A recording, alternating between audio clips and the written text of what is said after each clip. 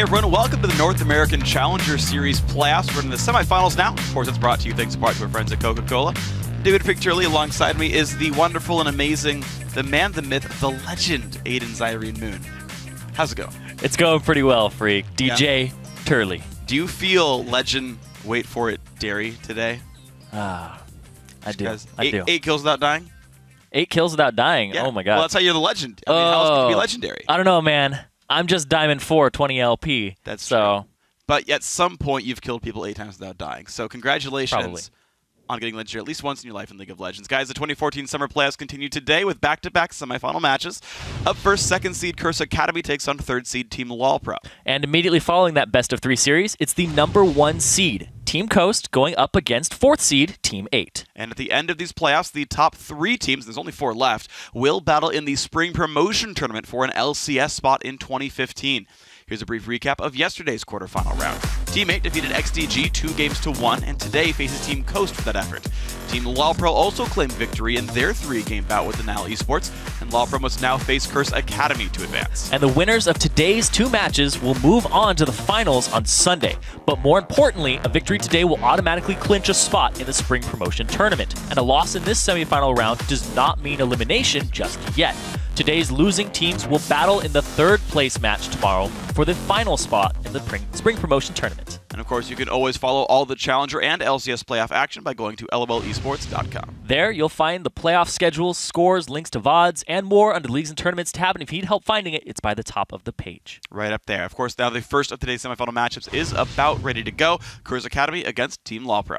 Yeah, as we said earlier, LoLPro won yesterday's quarterfinal match against Untitled Esports in 3 games. In that series, Pro looked really impressive, taking an early advantage in kills and turning them into dragons and towers. In their 2 victories, they had a game plan and they executed it flawlessly. I remember their first game, they won with about a 20k gold advantage at around 25 minutes. Yeah, LoLPro so far have played incredibly well from ahead. It's when the game's actually close, they seem to falter a little bit against Denial, so we'll see what it looks like today. Of course, a lot of the credit for that perfect execution in their wins comes down to the bottom lane of AD Carry Signature and support Patoy.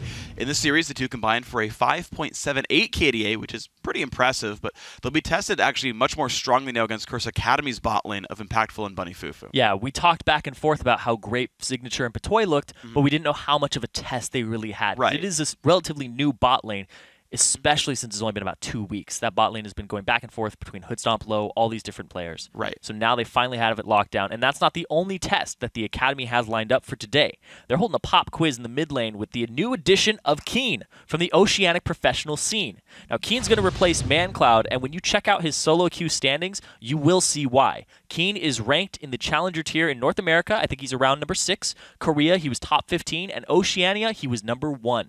Yeah, pretty good player. Korean player came down to play for Curse Oceania, now coming into North America with the Curse organization. So, going to see fun things from him. Keen is actually one half of our matchup to watch in this series today. He goes up against LoLPro's mid laner, Lod, who also had a big day yesterday against Denial Esports, going 13-5-10 with a 4.6 KDA in the quarterfinals. Yeah, and Lod has shown that he loved to play those mages like Orianna, Syndra. He can also branch off, play the Yasuo and Zed, which are going to be ban-worthy here. And Keen and Lod share a lot of the same champions. Keen was known for his Orianna, his LeBlanc, his Nidalee, his Kayle. 3 of those champions have been nerfed. Yeah. Orianna took a little bit of an auto-attack nerf in 4.14, but he just picked up the Yasuo, the Zed, the Talon, and so there's a lot of shared champions here, and the Syndra is going to be up for grabs too. Yeah, although I guess yesterday I was like, oh man, it's going to be all about Syndra, then no one grabbed it again. It feels like everyone's kind of hopped off that champion. But yeah, Lod, you mentioned as well, you said they share champions. Yeah, there's a Zed ban away. He's been playing a lot of Assassins himself as well. Evelyn dropped away from St. Vicious, and here we go into the game, guys. Yeah, it's the sibling rivalry here. The Curse organization, you know these teams play each other all the time. Yeah. Scrim partners, you know, they get a lot of information off each other. Pretty much same coaching staff too, I believe. I don't remember actually exactly. I remember actually from talking with Liquid a few weeks ago back in the Summer 2 playoffs. He's like, actually, they're all, even though they're all my teams, it's like they're all actually kind of separate. They'll have their own sort of staffing. Okay, so a little microcosms. Occasionally they will pair up and be like, let's do some specialized scrims, but they're actually all pretty self-sufficient. Yeah. It's not as much of a team kill as you'd think. Yeah, I do like, going back to the game right now, I do like the fact that they banned out the Nunu, because that was a 100% win rate yesterday. Yeah. Saw it picked in 4 games, won all 4 of them. Yeah. It's interesting to see which teams kind of favor that type of champion, which ones don't. Nidalee's still away from Hanser, though, so that ban has not gone anywhere. Lod will have Yasuo if he wants it, unless Keen can first pick that away. That's the thing, though. Are they going to ban it away? Because Maokai is still on the table, too. True. So they have to make a decision here. They might leave just a lot more up and say, Chris, he's been spamming the Rise lately a lot. Right. Solo queue recently, and both games he played against Coast in the Summer 2 finals, he played Rise. They ban that away. They leave Kha'Zix up. They leave Maokai and Yasuo. Insta-lock Maokai, of course, for Hanser. I'm not surprised at all, but in fact, Saint wanted Kha'Zix over that all anyway, so that is an interesting sort of priority here to actually pick that one over. So Chris had better well be confident that he can beat up Maokai in the top lane. Yeah, and the fact that there isn't a whole lot left for him. We have Alistar, Nidalee, Rise banned away, Maokai picked. He's going to have to fall back on something else. I mean, he could pick up Lulu. Yeah. He could pick up Riven. Right, and we've seen Riven, right? Like, we saw SK Prime Submitted J pick Riven into anything he wants to, and he had a pretty good time against Maokai. And it's Chris's most played. It's Chris's most played. Like, I'm expecting the Riven mains to come out and actually play Riven because I've just actually seen it do well, and I'm surprised to see teams play it so much in solo queue but never bring it out in competitive. Yeah, sometimes we've seen Aurelia against Maokai top. Right. Because you don't cast a lot of spells, he doesn't get a lot of his passive, because you just hit 10 style auto attack trade. Yeah. It's pretty okay. And then you have the reduce tenacity. You have the extra tenacity on the passives, so my root is long and stuff, but your gank assistance isn't that great, and Maokai just scales up alongside you and is more efficient in team fights. I tend to agree right here. So it's something that could be very risky then to play a sort of fighter against Maokai and hope you beat him up one-on-one, because it's not always going to be that likely. Zilean comes out there for Curse Academy, plus Impactful's going to get Corki for himself. Do have to see where the Zilean goes. It's just been a flex pick. Here's the thing, though, is I think that the Zilean is going to go on Bunny Fufu because he's been spamming it a lot in solo queue, but that's the thing, is he picks that over Thresh. Which is and that's a Bunny Fufu staple champion, and you can kind of see just the whole meta shifting in 4.14 as we approach Worlds. Corki is back in the mix. He always comes back around Worlds time. He's always relevant, and now everybody's like, oh, Zilean, FLICKR played at mid. Wait, this champion is still around. This champion's still really good. Right. And now with hyper carries, we can go ahead and make teams around him. Yeah, well, props to J-Ree for being, I think, the original Zilean support. And, I might have my name wrong, but I think that was him. Hover on Orianna here right now for Curse Academy. It is going to be Thresh locked in for Patoy, so Thresh, Tristana, plenty strong lane. Heaven Time going to be rocking the Jarvan jungle with only one jungle ban and one grab, so one on Jarvan over everything else. Yeah, and I said that you pair Zilean with a hyper carry typically. Corki's not a hyper carry, but you are going to see it paired up in this lineup here just to have that extra nuisance, that extra poke in the lane to help try and win it. Wave clear, really hard, big early game bully between Corki and Zilean, and then you'll just transition later on. And I mean, if the Mundo's going to go down and he has Zilean ultimate on him, he's just going to get so much life back all the time. It's really hard to deal with that. So here's an interesting thing then, is it's a pretty reasonable damage lineup here for Curse Academy. It's very well-rounded in that you've got a lot of persistent damage coming out, and anyone who does die is going to stay alive for a little bit longer. So a very sort of churning team fight for Curse Academy. LoLPro, on the other hand, honestly, they're pretty explosive. You've got every single person can knock up people for this Yasuo. Lod might have a field day here in the mid lane. Yeah, every single player, like you said, every champion can assist that last breath on Lod. And we saw him play Yasuo in the first game, and then it was banned away from him later on yesterday. He knows how to play that champion, but now he's up against Oceanic mid laner Keen.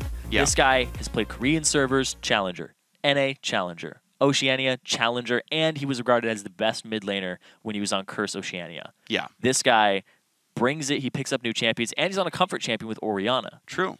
So he can bring a lot to this team. And that team looks more like, can we get the ball in with St. Vicious and then collapse on it on top of it? They're also going to have a good front line with Mundo, who scales up alongside Maokai. They kind of just beat each other up. They're just big walls. Nobody's really going to run away with that matchup. Likely not. And honestly, as well, with jungle pressure, I think you can make kills happen with Mundo plus Kha'Zix. We've seen those top lane tanks get dived, and it's been working out by and large. I think it's very doable. If you can get to level 6 first, especially, I think that's a really big sort of power spike. Or you get to the Mundo before he gets 6. Exactly. It's the big one is you basically seem to time it when your top laner is going to get 6. He pushes in, gets 6, the opponent's not, and you dive right then on that wave. That tends to be the really big timing window that you can tilt that matchup. And then, but yeah, it's not one where you're going to have this sort of crazy split push that you just sort of bowl over your opponent with. It's not like it's an Aurelia versus Jace where it's like one of you is going to die over and over again. So yeah, a low action top lane for sure. The team fight's going to be interesting.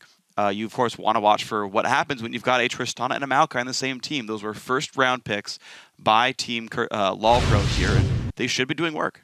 Yeah, and like you said, that top lane, it's kind of high contact, but low action. It sounds strange, but they just beat each other up, but nobody really moves in terms of HP bars. Yeah. And if somebody does lose a trade substantially, then it's time to get your jungler up there. So let's see what happens, guys. We are getting ourselves into this game. Curse Academy milling out of the blue side. They're going to square off in the front middle, just because why not? And Signature, he's just going to hold this mid lane. We talked about Signature and Patoy up against Impactful and Bunny Fufu. They have something to prove here. Because Signature, this guy came out of retirement, sort of. He went back to school for the last 2 years. He was on Team Dynamic with Zion, Spartan, and Nintendude. And then he ended up as a sub for Curse, as a sub for Dignitas, and now he's back on Challenger, and he had an explosive performance yesterday. Yeah, he did. He honestly came out swinging, and it was a really good start for him, and we've seen him on now his first hyper carry of the tournament. But so far, that bot lane has done well. We asked if it was a real test to fight up against the Denial bot lane, but we'll now see against one of the best bot lanes in North America here in the North American Challenger scene of Impactful and Bunny Fufu. And here's going to say, look, how well has this roster swap worked out for LoLPro? Yeah, there's just a lot of different questions this game. Yeah. It's like, how much are Signature and Patoy going to be tested? Can they pass the test? And then Laud in the mid lane. He's proven what he can do in that mid. Against Keen, it's really on him. What can Keen do? Can the Oceanic player transition into NA Challenger and just wow people? So we're going to see, man, as everything gets spawning up, everything gets ready to go. 155 is the buff spawn up. We're going to have St. Vicious starting on the southern side. Looks like Eastern start as well for Heaven Time. So jungles basically mirroring each other. And they'll both be top lane for level 3. So Heaven Time, yeah, just like you said, mirroring each other in the jungle. They're going to get good leashes. But now this bottom lane, Bunny Fufu and Impactful have gone for the bully lane here against Patoy and Signature, who have kind of the more passive lane. Like, you will push a little bit with the Tristana. You'll get some harass off, but the zillion bombs and the Corki damage early will just out-trade you. Arguably, yeah. Patoy, though, did start Doran's shield, though. He really wants the early combat stats, hoping that they'll actually pay off for him here. Interesting thing we're seeing, yeah, just plenty of damage come out from Bunny Fufu all the same. Interesting thing, though, I've seen from Zillion supports is they actually tend to run attack damage marks instead of magic pen. So the auto attacks more than the bombs are actually very relevant, which gives you some extra reason to get that Doran shield over maybe more potions from bomb harass. Ooh, good backup there, because they saw the level 2 coming out first. We saw a couple people yesterday having to flash away from early level 2s. Yeah. Time it correctly. I think it was that Patoy himself? It might have been. I think he was dodging a binding. Yeah. And that's the weird thing, though, is Curse Academy didn't really put that much emphasis on shoving down early on. Patoy has actually been regenning straight up and not really losing any meaningful health, despite the bombs from Fufu. And so I was kind of surprised to see that he was spending mana on bombs instead of pushing the lane down to get level 2 first. So we just see Laud in the mid lane here with Keen. CS pretty even, not a lot of action in this early game. And I was told that Keen, by Australian casters, that they have not seen him lose a game in the mid lane. They have not seen him lose lane, but look at this. Hold on, bottom lane, but if he forces a flash, takes a summoner heal as well. Zig trying to get a range, cannot do so. Bomb hits, and now Zig is gonna go down. First blood to Impactful, but Patoy wants blood anyway, though. Bunny Fufu 2 hits from dead. He needs one more. It's Patoy in range. He is gonna get the hook, and he gets the kill at the last second, but even still, a double kill to Impactful is massive. A posthumous hook there for the kill. Yep. So a little bit too aggressive from the bot lane of LoLPro. They went way too hard. They blew all of their summoner spells. Impactful's sitting pretty. He's going to free farm, and he still has his flash for the next engage. Yeah, that's the thing with exhaust bot lanes. I feel like it's really underrated. Everyone loves to run Ignite because it gives you that kill pressure. Like, okay, we can go in, you're going to die to Ignite damage. But if you go for an all-in and get exhausted, you lose the fight. Your AD carry is basically gone when that happens. And they take more damage. Yeah, a little bit. Yeah, the armor and MR gets shredded now as of 4:14 or 4:13. So Impactful just destroyed poor Signature. It was a really bad sort of underestimation of what Curse Academy could do there. Yeah, they're trying to rise to the test, go at it head first, but it just didn't work out there, and now they're going to be behind in that lane. This 2-0 Corki, both kills ended up on Impactful. Yeah. He's able to farm, push the wave back, get himself a phage, and now he's way ahead in combat stats in this early game on a Corki. Yeah, that is really, really significant. The Tear of the Goddess also already done for Bunny Fufu, so he will have mana for days. I actually didn't realize he had actually opened Doran's ring there, unless I misremembered here. So normally we see pros start with a Spell Thief's Edge, so that is interesting to me. He doesn't want the extra gold generation. I guess he just wanted the mana regen. Yeah, it's a little bit more AP, a little bit more mana regen. And it's some health for the combat stats. I'm just very surprised at this choice. We saw double Dorians here, so he's not actually missing out on any gold generation in comparison to Patoy. True. So they're both on the same curve here. Except for those 2 assists, it's going to make life a little bit painful. Exactly. But Patoy did get a kill. That's true. They're pretty equal. Ruby Crystal picked up there against Tear the Goddess. And he's going to get that sight stone before too long. Bunny Fufu and Impactful, though, still trying to play aggressively. But Heaven Time's coming down through a ward, though. That will not be a gank that's going to work. Impactful Bunny Fufu. Going to play it a little safer here. And it's going to be a back off from Heaven Time. But that's going to tell Saint that he can go gank top. But there is a ward that's going to spot him out. Okay, so nothing happening top lane either, really. 30 to 42 in minions, though. Hanser doing an amazing job against Chris. The one thing I really got to point out, as much as we talk about solo queue rankings and stuff, Hanser's been sitting in Diamond 2 for like most of this tournament. And every single time he impresses me, despite you're like, wow, we can't really win in solo queue. Doesn't seem to matter for him. Yeah, Hanser does show up sometimes. Yeah, you're always like, what? You're like, when you see a player and you're like, I'm higher ranked than them. Right. Like Chris is top 20 in Challenger. You would never think Diamond 2 versus 700 points Challenger would be a close matchup. Diamond 2's winning. Yeah, the thing is that your solo queue match doesn't always say how you will perform in a team, what you'll contribute, but this is the laning phase, right? Yeah. I do think that Hanser's been around for a long time, and that his solo queue ranking doesn't do him justice. I mean, basically, solo queue ranking is how good are you at winning in solo queue, or playing, which is its own carries. set of. It's just no. It's literally how good are you at winning solo queue. That is literally the measurement. And things that work in solo queue don't always work in competitive. We talk about players all the time who are solo queue all-stars, but don't have experience playing in competitive. I mean, to be fair, Insect plays Jungle Shaco in IPL. Yeah. LPL. IPL. Sorry. Hey, that one might be. He did not play in IPL. Bunny Fufu, though, going to get the flay in. A lot of damage coming across. Bunny's very good. Oh, there we go. Kill picked up. Zig is going to jump away. St. Fish is not there to gank in time. What a great engage by Patoy. Back and forth, though. The fact that Impactful was still up in terms of combat stats, they come out on top, but the kill does go over to Patoy. Saint was off on the wings and gave them a false sense of security. He wasn't 6 yet, didn't have an evolution, and he also didn't have his ultimate to speed him up, so he wasn't going to be a part of that fight. But that means that this is pretty much even again, but LoLPro having this edge based on CS. Mid lane is winning, top lane is winning. And bottom lane's now winning too. Yeah, it's beautiful stuff. It really just matters who's got the gold itself. Thresh not the biggest gold scaler in the game, so that might be a bit of a lie here. We're certainly going to have a mid-game power spike that will still be better for Impactful with those 2 kills on Corki.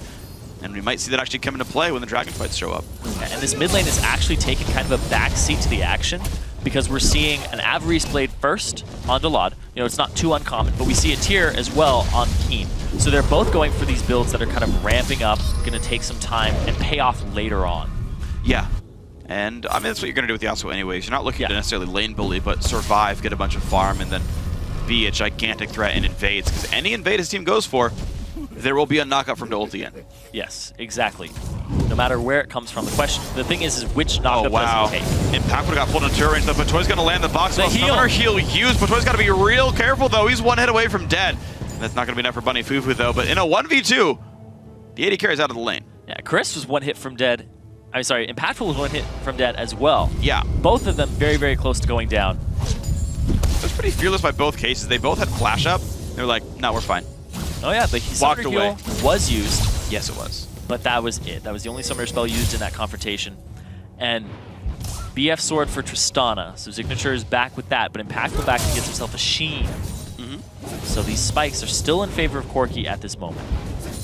Yeah, it's still going to be a pretty brutal fight right here. The only difficulty is if Corki doesn't... actually, no. There's no way that Corki can't land auto attack, like Q auto attacks. It's like, if it's Ezreal, Sheen can sometimes backfire because you won't hit anything. But Corki pretty much is guaranteed to hit all his abilities. So, yeah, Impactful is probably still stronger here in this fight. And Saint, he's hovering around that bottom lane. It looks like it might be close to Dragon time for these two teams. Pink Ward in the river from LoLPro. And LoLPro still with this early game lead. It's a really patient game, too. Oh, hold on. Looking at Bunny. He does have ulti, though, so an all-in's not going to do too very much. Impactful, though, trades in onto Patoy, who's actually fairly tanky. Saint does come in, involves the W, goes in for a good amount of damage. Another bomb hits Patoy, and he's down to 300 health. You see those power spikes working pretty well. A lot. They used a teleport. They used an ultimate from Kha'Zix in exchange for Nothing except for a flash from Patoy. Well, they did both try to TP. Hanser and Chris TP both too. did. That's right. They both canceled, realizing the fight was not going to happen anymore, but that is actually teleports on cooldown for 3 minutes or so. And they both have, actually, sorry, they both don't have ways to cancel each other. Hanser has the advantage there. But look at this. Heaven Time going to go after Bunny. All right, lock up on a Bunny who should probably be forced to sell ulti or flash away. Impact is going to go down, though. Could not do enough damage. The chase still on for Heaven Time. Going to knock that passive, sorry, the ulti out. And they're not going to chase much farther, but it's still a kill picked up onto Impactful. Yeah, they do get the flash from Bunny Fufu, the ultimate, and a kill onto Impactful. This bot lane is where all the action is happening right now, because this is a very passive mid lane at the moment. Yeah, they're just trading farm back and forth, and it's going, honestly, quite well for Lod the whole time. He's holding up great against Keen here. We're going to see this Dragon now taking some damage. Pro, of course, with the kill on the enemy AD carry. And the revive force on the Bunny Fufu Zillion. They're going to get Dragon for their efforts. And this might just be the bot lane that LoLPro has been looking for all season long. Yeah. They have had 3 roster swaps all in that bottom lane. And if you count Lod moving up to mid lane, you've had about 5 different variations of this bottom lane this season. And honestly, this is definitely the best one. We weren't sure if it was going to be, if it was a real test when they fought the quarterfinals, but here up against Bunny and Impactful, a strong lane of Corki and Zillion. This is great from LoLPro. So yeah, this problem I think is very obviously solved. Hanser's been great all tournament long. Heaven Time's been great. Lod's been amazing, and this is a very good LoLPro team. Oh, the exhaust coming down, but here's Saint. Gonna go for the knockup and try to get away on a Saint Vision, but it's not gonna be enough. Keen will pick up that kill. Very unfortunate timing there for Lod. Hey, Keen comes up really big there and uses his Orianna mechanics to get the ball through, but at the same time, Lod, he didn't get the win wall in time to snuff the ball. Yeah, that's a pretty unfortunate play right here. Hanser and Chris, though, still in a battle. Ulti popped. Chris's ulti is down at this point, so with that slow, a little bit more damage dealt, and Hanser is bullying this Mundo away while being up about 20 CS. Yeah, Hanser's having a really good time, and they put the priority onto Kha'Zix here for Curse Academy. But for the LoLPro, it was the Tristana and the Maokai. And both of those champions are actually doing really well for them. So their investment is paying off. But then when the team fights come around, that last pick, Yasuo, will have to show itself. Because Keen right now is getting ramped up. And he got himself a Seeker's Arm Guard. His build is actually all over the place right now. It's an interesting build. I think he's going to go Morellan Amicon overall. But basically, Tyr is the mana item, and Zonius is the I don't want to die to Yasuo item. So, yeah, it is really sort of... He's spread apart, but they're all items that make sense in this game. It's kind of the equivalent of going Brutalizer, Hex Drinker. Yeah. Because you get these mid-item, like, build-up things that give you stats that you need that are crucial to your champion and your lane matchup, and they build into things later for you. So that's what this is he's going for these pieces that'll pay off later, but now he's going to start building big chunks of things like the Morellonomicon. Yeah. Well, it's going to be Heaven Time blocking away this ward and being ready to gank bottom if he needs to. Right now, Curse Academy have really not kept ward control up, and basically at all. I see almost no blue wards on the map whatsoever. LoLPro does hold the vision lead as they trade kills back and forth. You can see, you know, that Dragon picked up there was for very obvious reasons, and right now LoLPro are playing like the better team. Yeah, they definitely are in terms of map movement, but here's the thing. Is when we saw Curse Academy play against Coast, it was just wards. Wards all day long from both teams. Hundreds of wards died each game. I know. So many. Poor wards lost their lives. Alas, poor Yord. Poor ward. Oh, there's a knockup on a Satan. There's Shockwave that'll counterattack this one. If he comes out, he leaps out of the catacomb, but is the damage going to be there? Lod tries. He gets the kill. Now Heaven Time and Keen in a 1v1. That Keen is likely to win here. Does get that one. Double buff and double kill over to Curse Academy's Keen. Oceanic mid laner coming over here. He's Korean as well. 3-0. Highest CS in the game. He is ready to just go off now. They just put Curse Academy back in the lead. And look at this. He's going to roam near top. He's not even going to waste time doing nothing. He's going to go push something. This is the effective map movement that you will see. He's already killed the mid lane editor, but Fufu now getting attacked on the bottom lane. The pops guilty onto himself, and will they trade back onto Impactful? Looks like Zig kind of wants to back out from this one. There is that top lane dive paying off as Hanser goes down. They saw that coming too. Look at this, Patoy with the hook. What a great flash hook. The two-man flay as well. Exhaust onto Zig, though, means they can't get too much for it. Patoy taking a whole bunch of damage from Impactful. That's the kill picked up. Thanks to the Sheen. He's going to dive on in more. Flash, rocket, one more to get the kill. Summoner heal used. Not a big one, not going to be enough damage. Zig gets away with a barely sliver of his life. 30 HP in his health bar. Just barely making it out of there. And at the same time, there was a gank top. Keen got the kills mid. Got double buffs. Pushed the turret, goes up top. He gets this dive. He walked through a pink ward.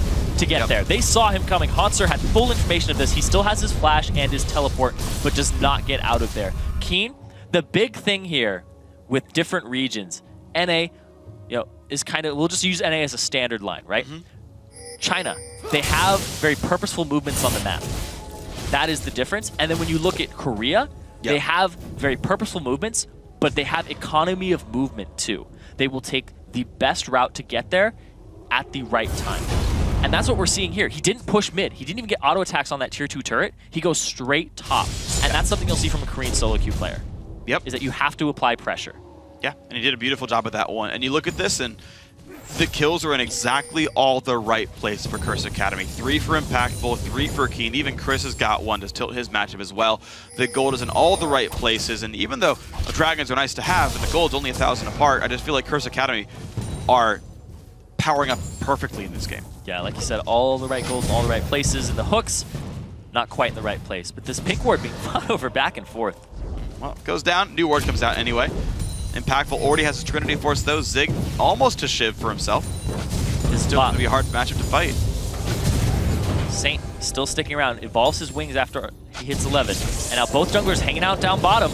Saint's going to dive this, though. Speed it up. Time Bomb gets a kill, picked up their revive. Used. It's going to be 1 for nothing so far. Up comes Impactful. Gets away from Heaven Time, actually very successfully. Q comes out, but a whole bunch of damage coming by. Haunter runs 200 rounds, so does Chris, though, and the battle continues. Great voice bugs coming out. Haunter just holding the front line, as is Chris. These tanks not want to take very much damage, but looks like Chris and Chris kind of getting the better side of this one. Lot is pinched off, though. Oh, Lod's got to be careful. Jumps through a couple of minutes. He might get away from this one. Cleaver thankfully misses. Time Bomb still on. Knockup comes through. Of course, does not chase that kill down. But pressure on the turret now for Curse Academy. Yeah, Curse Academy are definitely team fighting better, and they're having better map movements, whereas LoLPro had better vision control up until this point. Curse Academy wrestled it back, and off of these mid lane skirmishes, and Keen getting those early game stat items for himself, really coming up big. He's transitioned this lead for his team into a mid game spike. I gotta say, to me, I think this is a lot of Keen being amazing. He has completely out-roamed Laud and outplayed him after the early laning phase where CS went equal, but then you saw the gank assists, you saw the roams to the various lanes here. Keen's been massive for Curse Academy. Yeah, and I was told by Atlas, one of the Australian casters, that Keen will always transition a lead for himself into a lead for the team. And you see exactly that with the zone control for Orianna, getting themselves into a dragon, the second one of the game, but the first one for Curse Academy. So absolutely glorious stuff then. Keen is doing wonderfully. Merlin is done now, so poor Maokai is going to have a hard time healing up himself. And it kind of now rests on Signature to be a hard carry. 141 CS, 1 kill, 2 assists. Shiv's done. He should be able to power up pretty nicely, but you've got this really long lull for LoLPro because there's so much mid-game power right now for Curse Academy. Yeah, they're definitely using this mid-game power spike for themselves. And Signature, he's definitely in that slump because he's not at 2-item Tristana just yet, whereas this Corki already has the Trinity Force completed, and he's on his way to his attack speed. His next item, actually. Ruin King, I believe. Yeah, so it looks like it's what it's going to be here. It's a pretty good build. Should be pretty powerful for Impactful, and it's going to help him stay relevant, help him knock down this poor little Maokai who's, I guess, not been left alone in the top lane, but it's been just that one gank turned into a kill. Bunny Fufu face checks. Yeah, that's a bit of a risk. Nice hook onto Impactful. Half HP already. Zillion will force the revive soon. Actually doesn't even have to right now. Just deals a bunch of damage. Impactful's going to potion back up and use the Vamp Scepter. Zig and Potoy really want to get back in this game. Bunny Fufu holding off on the Zillion ultimate. It's one of those things where you have a lot more pressure when it's still up than if you use it, it gets wasted. So really good on him not to be, I guess, have a quick trigger finger. Every single time Potoy throws that lantern down, I expect Zig to click it and like screw Potoy over. And it's good on Zig not to click that thing. Sometimes you don't click the lantern, it's time bombs on your head. Saint is in that bush. They did see him, he peeked out for a second. Well, again, the hasted time bomb Kazakh's pretty good ganker. I like how hard Saint's been farming, actually. Part of it's the Zillion passive, of course, but I've been kind of pleasantly surprised how high level this Kazakh's is. Yeah, going a very offensive build. The Zillion passive helps a little bit, but at the same time, when you max those spikes and you evolve them as well in the jungle, you come out of the jungle extremely healthy when you have Lizard Elder. You actually get basically better returns because you heal yourself with the Void Spikes in general. Then you have that on top of it, and it does extra damage to minions. Right. Then multiplied by Lizard Elder, it's just ridiculous how much HP you get out of one camp. Yeah, and so far, life's been good for St. Vicious here. 1 kill, 3 assists, 1 death, but no big deal for himself. And And you clear it so quickly, too. We're going to get a little glimpse of that let's see here in a this. second. Smite, Q, W, And then they're whole gonna die. camp is dead. There you go. That took like 3 seconds. And he's on his way to gank mid. He found his way in. Keen almost out of mana, though.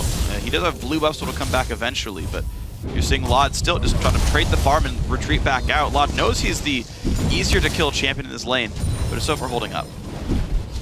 Yeah. Wow, so back and forth in this top lane, but that gank up top did really upset it. Keen with some good map movements, not just sitting around and being a mid laner who's going to sit and farm. And look at that, he's completed his Seraph's Embrace. He's ready to be defensive in his item build against this Yasuo. He's going to be very hard to kill. And it's 20 minutes in, and he's almost level 16. Yeah, this is a pretty incredible game from Keen. Curse Academy taking their time right now, though. Playing a little bit slower, go back to the lane. If Oh, it's great he's shockwave gonna on a lot. Exhaust used on both sides. Time wants in. Can he make it happen? Good preemptive flash. He's gonna keep going. Save. Keen could maybe get some damage more onto Time. No one can really stop him here. Just a couple command attacks, and Keen will stop one more time, but bottom lane out of turret goes down to Curse Academy. Everything's still going perfectly for the blue team. The presence that Keen has in the mid lane is definitely a lot different than ManCloud when I'm looking at them in comparison. Keen, He's more aggressive. yeah, he's more aggressive. I'm trying to figure out words to describe it, but Right they're now, going to move though, top. Yeah, mid lane's unlocked. Hanser's still aggression. half HP. Chris really trying to keep him down. Good sweeper to get rid of the wards. But Hanser knows better. He's seen this one before. Deja That vu. died last time. He's going to back up, but that will mean outer turret 100%. Yep. St. Vicious off on the side here. He's going to get some vision too. That's what helps with the evolution on W. Gets the extra slow, gets you the vision and the try spikes. LoLPro looks like they are going to try to wait around, but they really can't defend this turret whatsoever. Keen gets all the local gold. So that is a very rich Orianna. And out they go, looking to be just continuing to control this one. Now, it is a little bit slower paced than LoLPro's wins from yesterday's games, but Curse Academy certainly are not letting this game slip. Yeah, and look at that. Keen has 1,600 gold more than the highest person on LoLPro at the moment. He basically has a needlessly large rod over his next biggest opponent. He definitely has that over Lod, who will not be building any AP this game. Yeah.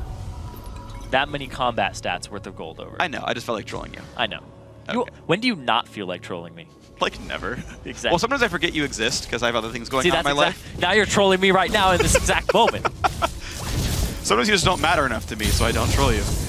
In this case, at least when I troll you, you know it. You know I care about you. Thank you. I've acknowledged your existence. That's how Freak shows his love. If you get trolled by Freak, you know you're in. I've acknowledged you. You're welcome. You're within his monkey sphere, and he cares now. Monkey Sphere. All right, we'll go with that one. Dragons up in 30 seconds. Curse Academy up about 5,000 gold here. They've got such good control. I like how they didn't have any wards. They put 7 down right around Dragon. Like, yeah, it's time to ward. Yep, that's the time. And Dragon, they know there's 20 seconds on it. Saint, he's going to try to force this. He's going to try pretty hard. I don't think he's going to get this way in just yet, but it will force LoLPro back, and I believe he takes some damage on the retreat. The one difficulty though for Curse Academy, if they ward this way, like only when objectives are up, it leaves you open for those ad hoc ganks that like Time could just show up and kill somebody with ZQ, and that's a bit of a concern for Curse Academy, but right now they're not getting punished for it. So I want to keep an eye on Curse Academy's team fighting positioning, because watch how many people actually group up next to each other, because if a knockup comes out, Laud will be able to turn the fight. That's like the way that LoLPro gets back in. But how many people take ulti? Oh, flashing away. Only Hanser gets caught. Looks like his ulti still not going to be used just yet. The timer, of course, only 10 seconds now in 4:14. He's got to save that cooldown sometimes. Chris goes in with the haste and the time bomb. Wants to really push LoLPro back. And once again, they're going to aggro Dragon, waiting for this fight to start proper. Curse Academy, though, still much higher in health now. They've been poking down LoLPro. Hanser goes in. He wants this fight. Ulti's still not popped yet, though. And a bunch of damage being dealt. Hanser forced to run away. Finally, it popped that one. And now you're seeing 1-for-1 so far. Good engage. Time goes down, though. Curse Academy still winning. Zig wants in. He does trade, and he rocket jumps away. He tries to flash out, but he will likely go down to Impactful. That was almost a miracle play. 3-2 for Curse Academy. They took Keen off the field instantaneously, but Bunny Fufu ultimated him. That was kind of what turned the fight around, because when you have that many combat stats getting wrecked that quickly, he didn't even use his Seraph's Embrace in time. That's how quickly he got blown up the first time, and then he came back up and he died again, and he still wasn't able to use that activatable on that item. Watch where the damage gets focused here. We see the flash in from Hanser. Just start off on Keen, main target. They use the last breath on him, knocked up again, he's dead. no time to even use an activatable item because he's CC'd too much. Then he comes out, he thinks he's safe, he gets hooked in, and instantaneously just blown up by a nice little jump by Zingter. He did have a window there to use his activatable, but he just didn't use it. That's actually a surprising choice. I know. I don't think it was a choice. Oh, well, yeah. I'm not going to use a surprising fail. I'm not going to save myself here. Yeah, it's a 2-minute cooldown. You just don't always want to use it. I will give you this kill. Yeah, I mean, honestly, and this happens to me when I play mid lane. To be fair, I'm not as good as Keen, but you forget you have Seraphs because you don't buy it that often. Like, I finally realized that Zhonya's is an item, and I use it pretty consistently now. But I understand, actually, a lot of mid laners just forget you got Seraphs sometimes. And that obviously was a misplay by Keen, but hopefully he'll do it right next time. It definitely takes some learning and adjustment to get used to the item. Like, when you first buy Mikhail's. Sure. Things like that. I'm actually pretty good with Mikhail's, surprisingly. I didn't even play support, and I usually remember to use it. So I feel good about that. But Baron. This is interesting. Curse Academy trying to take this one down with 2 people. Ward's coming down. Heaven Time's going to spot this one out with his trinket. Actually, no, sorry, a regular ward there. And that's going to force Curse Academy to back off. Chris knocked into the air, but he's a tank. Who cares? 5-kill lead and about a 4,000 gold lead. I can count. 5,000 gold lead. There we go. Got it right this time. Curse Academy still in control. You said you could count. I was doubting for a second. There's also subtraction. Not even counting. Count the difference. That's subtraction. That is literally subtraction. Which involves counting. It doesn't really, though. Does it? If I use a calculator, I don't have to count. I just literally press the button, and it shows me a number, and I say it out loud. But you don't have a calculator, so you were counting. Anyway, doesn't matter. It doesn't matter. Maybe it does. The things we discussed in the challenge You were speaking about Zhonya's and using it. Keen now has his Zhonya's on top of his Seraph's Embrace, so he has multiple defensive options available to him. I don't think he'll get blown up again in the same way. Level 16, rank 3 ultimate, highest level in the game. He's ready for this team fight. He's actually tied with Chris, who has caught up to him after that. And now, this is just the positioning of LoLPro and the positioning of Curse Academy. You have to avoid a ball if you're LoLPro. If you're Curse Academy, you have to avoid multiple knockups on your primary targets. They haven't been giving that up. It's true. The only person that got knocked up last time was Keen. So the last breath is going to be the turning mechanic here, and Laud hasn't even gotten to his last breath. I mean, his Infinity Edge. There we go. True. So he still has power spikes to come. Really gigantic power spikes. The problem is, though, LoLPro needs room to breathe to finally catch up, though. I don't know how much Curse Academy is going to give them. They are playing a bit slow. Curse Academy are taking their time on this one.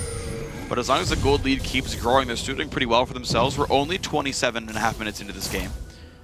Mid-tier 2 maybe under fire here pretty soon. Looks like the siege is going to be the case for Curse Academy. Their turret killing is reasonably good. Orianna, Corki, and Zillion are all okay at it, so they can slowly take this turret down over time, but I think the really big swing for Curse Academy will eventually be a Baron bait. Yeah, they could bait a Baron, but the thing is how often does St. Vicious want to actually bait an objective? I don't know. I mean, they'll have to peel off. I mean, I got you on that one, but they will very much, I think, like every time, peel off and try to start a fight, and it is something that LoLPro will have to face check. You can't outsmite Saint unless you're in range to smite. I don't even know if they would start it up. I think they would just clear vision and make you face check it. Probably. I think Saint's a smart enough player that he wouldn't take a Baron at this point. And I think he's adapted. Like, I've seen him grow a lot over the Challenger Series. Yeah, he's definitely gotten a lot better since we first saw him here. Mid lane tier 2 goes down. Dragons up in 2 minutes. Curse Academy continue the slow and steady pace of controlling this game. Still not giving any windows to LoLPro. And we've talked a bunch about Keen and how he set up things for his team. But Impactful has really started running away with it. 5-1 and 2 on the Corki. He's much stronger than Tristana at this point in the game. And he's ready to just shove these turrets down with his Trinity Force. Yeah, and he's actually added some more attack damage as well. Interestingly, went for... That was actually not a Ruin King. That was a Vamp Scepter to have the sustain. And then he was going towards Zerk Greaves and said, you know what, I can afford Infinity Edge. Which is, by the way, the best second item on Corki. So props to Impactful for knowing that. And he's just got plenty of damage output now. Triforce Infinity Edge is really powerful. Great Shockwave onto 2. Force the Flash away. Hansor goes in, but this is basically a 4v5 knockup onto Keen. They try to take him down. Saint in the mix, and he actually goes down first. Bunny Boo has popped the ultimate to try to revive Keen, but Keen didn't take enough damage, so Impactful is now going to be forced to run away. He kites back beautifully and stays alive, though. And now Heaven Time, Hansor, and Co. are forced away. Great briefcase from Chris. Is going to slow him down, force the flash. And then it's actually a 1-for-0 that LoLPro won. However, it's a push lead for Curse Academy. Yes, they're going to be able to chunk down this turret. They blew up St. Vicious because the ultimate from Bunny Fufu was used on Keen, who wasn't chunked down. Only to about half HP. They're going to get a turret, they're going to get a blue, and they'll set up for the dragon, which is in about 30 seconds. They'll get wards over it, they'll be able to back and get themselves some gold items. So look at this. Dragon in 27 seconds. Most of Curse Academy, actually all of them forced to recall and heal up and everything like that. So the ward coverage could easily be grabbed by LoLPro instead. They'll actually be at Dragon first. And heck, if you get Dragon for a tier 2 turret, that's a reasonable trade. Yeah. And it looks like they aren't going to make it back in time. It's about 10 seconds on it. They'll be right around the river bend. Yep. Here we go, LoLPro. 3 seconds. Sapling already in range. Hanser knows. He's going to score a goal with that one. Hit Dragon. And Curse Academy are right around, though. Ooh, they got there just in time. And the speed boost. Good escape there by Heaven Time, but Curse Academy's already coming around the mountain, and they're going to be taking this Dragon down rather quickly. Time Bomb is on. LoLPro try to get in there, but they're not going to get there in time. Dragon picked up 2-man shotgun on a Hanser and Heaven Time. Another knockup comes through. St. Vicious low on health as well. Bunny Fufu does use the ultimate and gets one revive off, but looks like kills are coming in for Curse Academy fast and furious. Hanser goes down. A good kill from Signature, but he's in basically a 2-on-3 at this point. Gets Bunny Fufu, jumps away from Chris. One hit from Dead. That cleaver's not going to hit him, though, and now the Flay. Patoy trying to keep his teammates safe, and that is actually a 3-for-3 fight, but still a Dragon. You can't hit him. He has Thornmail. Yeah, he has Thornmail. You're going to kill yourself. Going to lose health here. Flay doesn't send him far. Impactful's about to be here. Patoy cues over the wall. Lanterns himself. Impactful is going to get the kill anyway.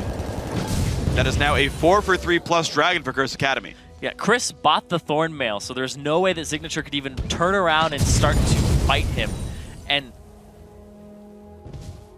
Keen didn't use his Seraphs again. Did he? I thought he did. It's not on cooldown. It might have been used in the last fight, and so it was still on cooldown, so 2-minute cooldown, but... So he uses his Zonias here. He actually has the ultimate from Bunny Fufu on him. He shields himself, and then it times out. I guess. And then Triss blows him up. Again. I thought I saw it on cooldown. He may have used it. I think he used it. It might have been during the previous fight. It was down from the previous fight. It just came up when he was dead. Because I remember looking at it and being like, okay, what's he got? And he had the Zonias on cooldown as well as the Seraphs. Okay. It came up after. So the prior fight where it was the 1-for-0 for the tier 2 turret. Then never mind. I am silly for pointing that out. Yeah. Silly freak. Sometimes I'm silly. If your summon name were not going to be Zyrene, what would it be? Because mine would be Silly. Yours would be Silly? Why not? I'm David Silly Turley. What a horrible screen name. David Silly Turley. Oh my god. I would be Aiden, don't call me Aiden Moon Moon. Nice. Well, here's the engage in the top lane, though. Lot is going to be a little bit endangered here. Flash in for St. Vicious. Damage comes through. That is one kill picked up. Heaven Time wants the engage. Beautiful shotgun catches Zig and Patoy, but they're going to stay alive so far. Chris in the front line just does not take damage, though, and that is now a dead Maokai as well. He's been turned into paper, and top lane tier 2 going to be attacked soon. And they're actually going to back off of it here and just go for some jungle camps. The great engage there. The shockwaves from Keen have been really good. Even if somebody flashes away, he still manages to catch at least one person, and it's the Baron that Curse Academy have in their sights right now. And no members of LoLPro are around. Heaven Time is about to have his smite up, but he doesn't have vision of it anymore. And that's going to time away. Flag comes down. He will be able to see with this. Shockwave not up just yet. This could be the play. Of course, they wait for the flag to just time out. He goes in anyway. Smite. Oh, it's picked up actually by the Corki of Impactful. That's the kill on Heaven Time as well. This could be a 2-for-0 plus the Baron. Looks like it will be. Shut down goes over to that Kha'Zix of St. Vicious, and this could be the game for Curse Academy. They're going to start pushing down this mid lane. They have the Baron regen. The wave being cleared out from Keen, and there really isn't a whole bunch that LoLPro can do at this point. Laud, he's put up a good fight, but he's 0-5-6 on that Yasuo. They just haven't been getting the last breaths because of the positioning of Curse Academy in the fights and just the overpowered mid-game that they brought to the table. Overpowering. Yeah, it was incredibly overpowering mid-game. Keen set him up, Impactful got a bunch of kills, and the two of them just were the damage sources that crushed this game.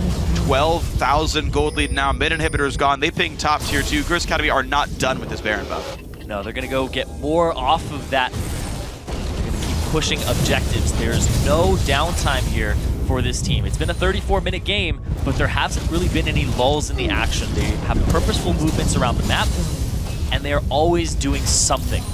Absolutely. They aren't just farming. They aren't content with sitting on a lead.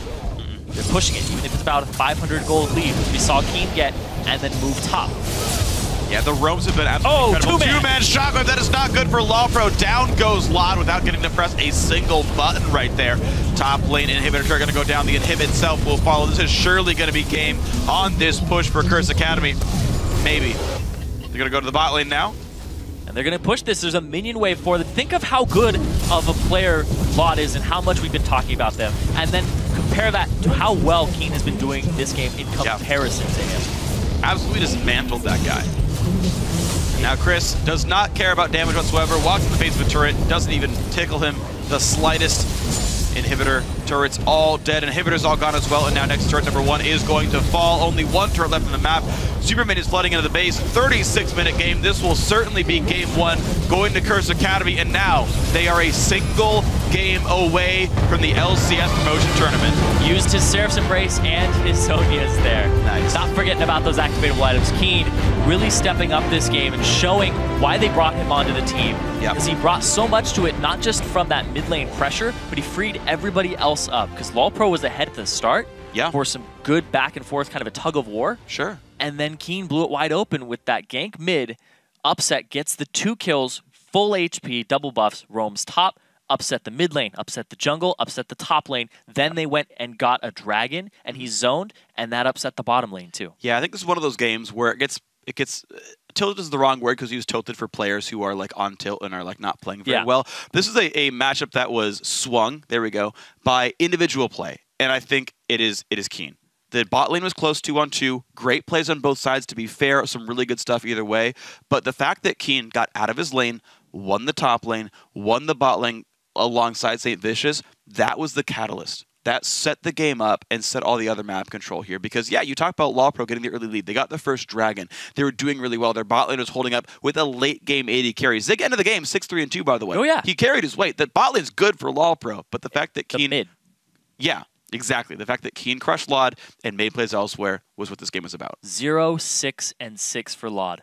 A 1.0 KDA. Yeah. That is a really abysmal performance from him. Right. But Keen is just very overpowering in lane. Yeah, he is. Keen has been when duo queuing with St. Vicious a lot, so they have gotten their jungle synergy down, and Keen seems to have adapted very quickly. Yeah. And he's on a comfort champion this game. He's on that Orianna, which is one of his top 4, and I think the only remaining of his top 4 that wasn't nerfed his original pool. Yeah. Exactly. Yeah, and that's going to be the real test then is, you know, what do you adapt to from here? Because you've got to make very drastic changes, obviously, because Keen could not be held down. I like the fact that Lod had a ban-worthy Yasuo in the first series in the quarterfinal. They let him have it, and Keen could clearly deal with this. So, yes, LoLPro has to react to this, respect the picks here, respect the fact that I think Hanser's doing fine top lane against this Mundo of Chris. That's fine, but clearly Lod cannot handle Keen, so do something to change that. Whether it's getting a really good jungle pick that can tilt the matchup, getting a camp right away from Heaven Time, or just getting rid of Orianna in his champion pool. But you got to do something about this. Yeah, you might have to throw some bans at him because it's quite obvious that Lod can't handle him on a 1-on-1 or a 2-on-2 at the moment because Keen just farmed out of his mind, highest CS in the game. Yep. And I think the highest kill participation as well. Actually, no, there's one person ahead of him. It's 14, Impactful. Impactful with 15. Impactful is a little bit ahead of him just by 1. Yeah. So it's very, very close. Yep. Still 7 KD performance Orianna. Great player overall. We're going to see more from Keen in the next game. So our first semifinal game is in the books, but we need to take a quick break. When we come back, it's game 2 between LoLPro and Curse Academy. So stick around. There's more Challenger action coming your way.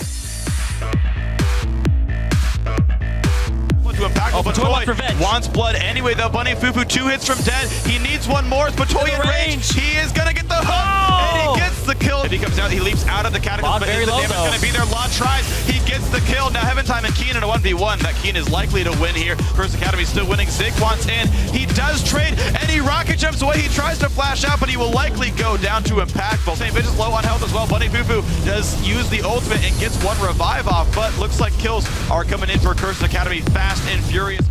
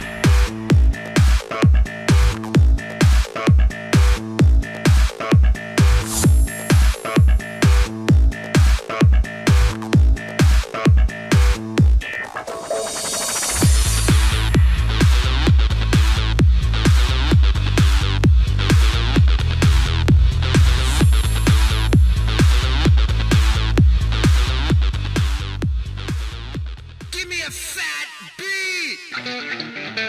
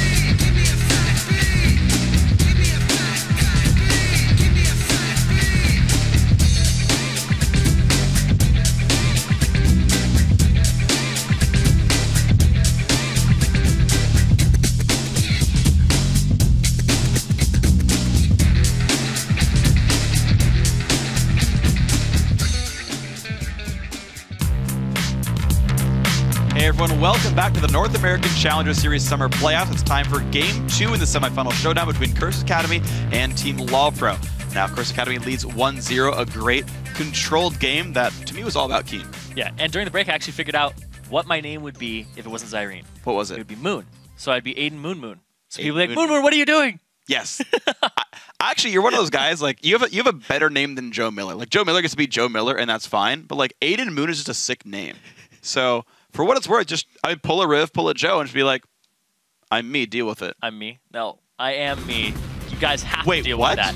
I know, right? I'm not anybody else. But speaking of anybody else, we have a different person in the mid lane. It's freaking Keen. Yeah, it Because is. Keen is absolutely massive. He roamed very well, and he brought high damage and utility to the team fights with Orianna. He went 7-2-7, Yep. and he had 343 CS. We have some palindromes there. Yeah, we do. 343 CS, 727 score. Wow, it's all part of the plan. How many games have you entered a game with a perfect palindrome? Probably pretty little. Tweet at Esports, hashtag LCS Big Plays, with all Screenshots your of palindrome score lines here. I actually want the kills and CS to be one big palindrome. Oh, Like I'm 1-1-1 with 111 CS, or 1-2 and 3 with 321 CS. You could probably get 1-1-1 with 111 CS. Yeah, I could do You'd have that. to, like... You have go to end the game ahead. pretty early, but you know, it's a way to do it. So, Zillion, Rise, Bandwave, Curse Academy. Now, the thought I was having during the break as well, I was thinking about like jungle picks that could tilt the mid lane matchup. Heaven Time's played it once so far in Challenger. Play the Evelynn, steal it away from St. Vicious, don't ban it. Then you have a chance of camping this mid lane and tilting it in Laud's favor. I think that is the thing that LoLPro should think about very heavily. Yeah, the Evelynn is going to get banned away, though, by LoLPro, because St. Vicious just played such a fearful Evelynn. I talked to some other teams in Challenger, and they're like, yeah, we're not going to let St. Vicious have Evelynn. Sure. Because he's just causes way too much map pressure with it, with the Schrodinger pressure, where you're like, I have to buy wards, put them on camps. But Saint, he doesn't stick around in camps when he has Evelynn. He sticks around in the lanes. Yeah, he does. He's not there as Kha'Zix, he sticks around in the lanes. Yeah, and yet he still managed to farm pretty successfully for himself. Alistair banned away. Maokai then still up on the table, but it's Nunu that actually goes through. That was banned away by Curse Academy, and this is something that LoLPro really wants to have for themselves. Does leave Maokai for Chris, though. Yeah, the Zillion being banned away leaves the Nunu up for them. Otherwise, I believe it's completely same bans across the board. Maokai still up. Yeah. Yasuo's still up. Kha'Zix's still up as well. Yeah. So they're going to have their pick of the litter here for Curse Academy. I wouldn't be surprised if they go something like Maokai Kha'Zix. Pretty strong. Although, to be fair, Chris did... Well, there is no reason to take Kha'Zix this early, too, unless you want to hide something. That's true. Maybe that's the plan here for Curse Academy. But we're going to have to see. Of course, Kassadin did go entirely through unpicked, unbanned. Tristana, of course, a good hover as well. Zig was a big driving force here for LoLPro, and now double AD coming out for Curse Academy. Yep. So Keen, I knew that he was playing a lot of AD mids like Talon, Zed, and Yasuo. He's also been playing things like Lucian mid and Tristana mid. Yeah. So according to my sources, Atlas and Spawn, they've been telling me that this has been going on. So thanks, you guys. Yep. Big shout outs to every other caster who helps other casters out there, because there's too many games for all of us to watch. So adding information is always a wonderful thing. Thanks, guys, very much. Maokai does come through this. So LoLPro have a gigantic tank line full of circles for ultimates. Oh, it's the rings of death coming out here. Gets more rings, get a box. Another circular ultimate. Please lock that in just to do it. Why not? Okay, yeah, I guess it's circular. I mean, it's like it's a pentagon, but yeah. I mean, it's, you know, it's close enough. It's not like I don't really have it. Oh, that's not a circle at all. It's linear. Man, that's just a buzzkill now. Anyway. I'm just sad. But yeah, Lucian coming through here. So interestingly, wants the Lucian versus Corki matchup, but still hiding the support. Again, makes sense for all the champions, though. You're trying to grab contested picks here, but Lucian's not contested anymore. So they're basically waiting on their mid lane and their support to see what else is coming out. Yeah, I wouldn't be surprised to see a Thresh or a Braum, because they can keep the AD carry safe, and they're going to go with the Thresh here and the Kha'Zix. So you're going to want a very tanky top laner here. Most likely, yeah, unless there's something I'm not seeing, but it's very squishy as a lineup. Of course, Dr. Mundo could still be great for Chris here in the front lines. That could work just fine. LoLPro now can show both, or I guess the rest of their solo lanes here. They know that it's mid lane Triss. They've done that for a while. They've shown the top lane Maokai, and yet Curse Academy did not want to counter pick. So all they really know is, here's the jungle, here's the bot lane matchup, now go pick stuff. Yeah. So for Curse Academy's last pick, they may have to go with something either tanky, like I said, or they can go with something like a Lulu or a Gragas and get some magic damage in the top lane. Because a Lulu will make somebody tanky. It'll also bring AP damage. Because right now you have two massive tanks. Nunu with an attack speed slow as well. Yep. And the Maokai on this team of LoLPro. They're both probably going to build something along the lines of Thornmail eventually. And this is all AD damage here on Curse Academy's side. It really is. Mundo going to be the hover. Good. So they're going to go with decent magic damage. Sort of repeatable source here to kind of back up Corki a little bit there. That's going to be available for them. Team LoLPro, though, their late game is going to be a bit interesting because Yasuo sometimes has problems with damage uptime just because he might have to kite back occasionally. And Lucian, not the biggest end game hyper carry. So I want to see if LoLPro can even kill Dr. Mundo in team fights. Yeah, here's the thing, though, is they went with the final pick here for Curse Academy being a tank who also does % HP magic damage, which is good against these big tanks who are going to be prioritizing armor as opposed to magic resistance. So that's a good pick up there for the Mundo top. They round out the composition for Curse Academy perfectly like textbook. Team LoLPro, though, the wind wall is something. The placement of the wind wall is something you're going to have to watch out for this for Lod, because he can snuff a lot of that damage and just completely negate it. One thing to keep in mind as well is Lod can theoretically scale above the Mundo and be an unstoppable split pusher. Yasuo's really good at 1v1ing AD carries.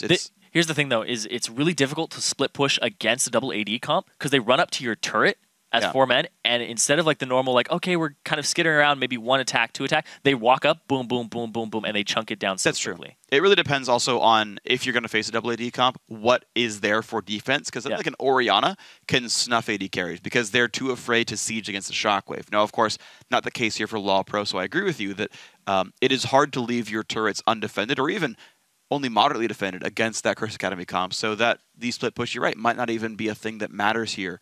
For LoLPro, we'll have to see if that pans out. Of course, the Yasuo vs. Triss match also going to be a fun one to watch. Wind wall, as you mentioned, going to be a really big factor both in lane and the team fights. It has a decent cooldown, though, so you'll have to use it around minion waves effectively. Yeah. And also, the wave clear from LoLPro isn't really that high, the ranged wave clear. Because you basically have Lucian. You know, he did get a buff to his piercing light, so he can clear minion waves a little better. Sure. But by the time those minions trickle in, you don't have something like a Syndra who's going to instant clear it, an Orianna, or a Ziggs. So you don't have that type of ranged magic damage wave clear in the mid lane.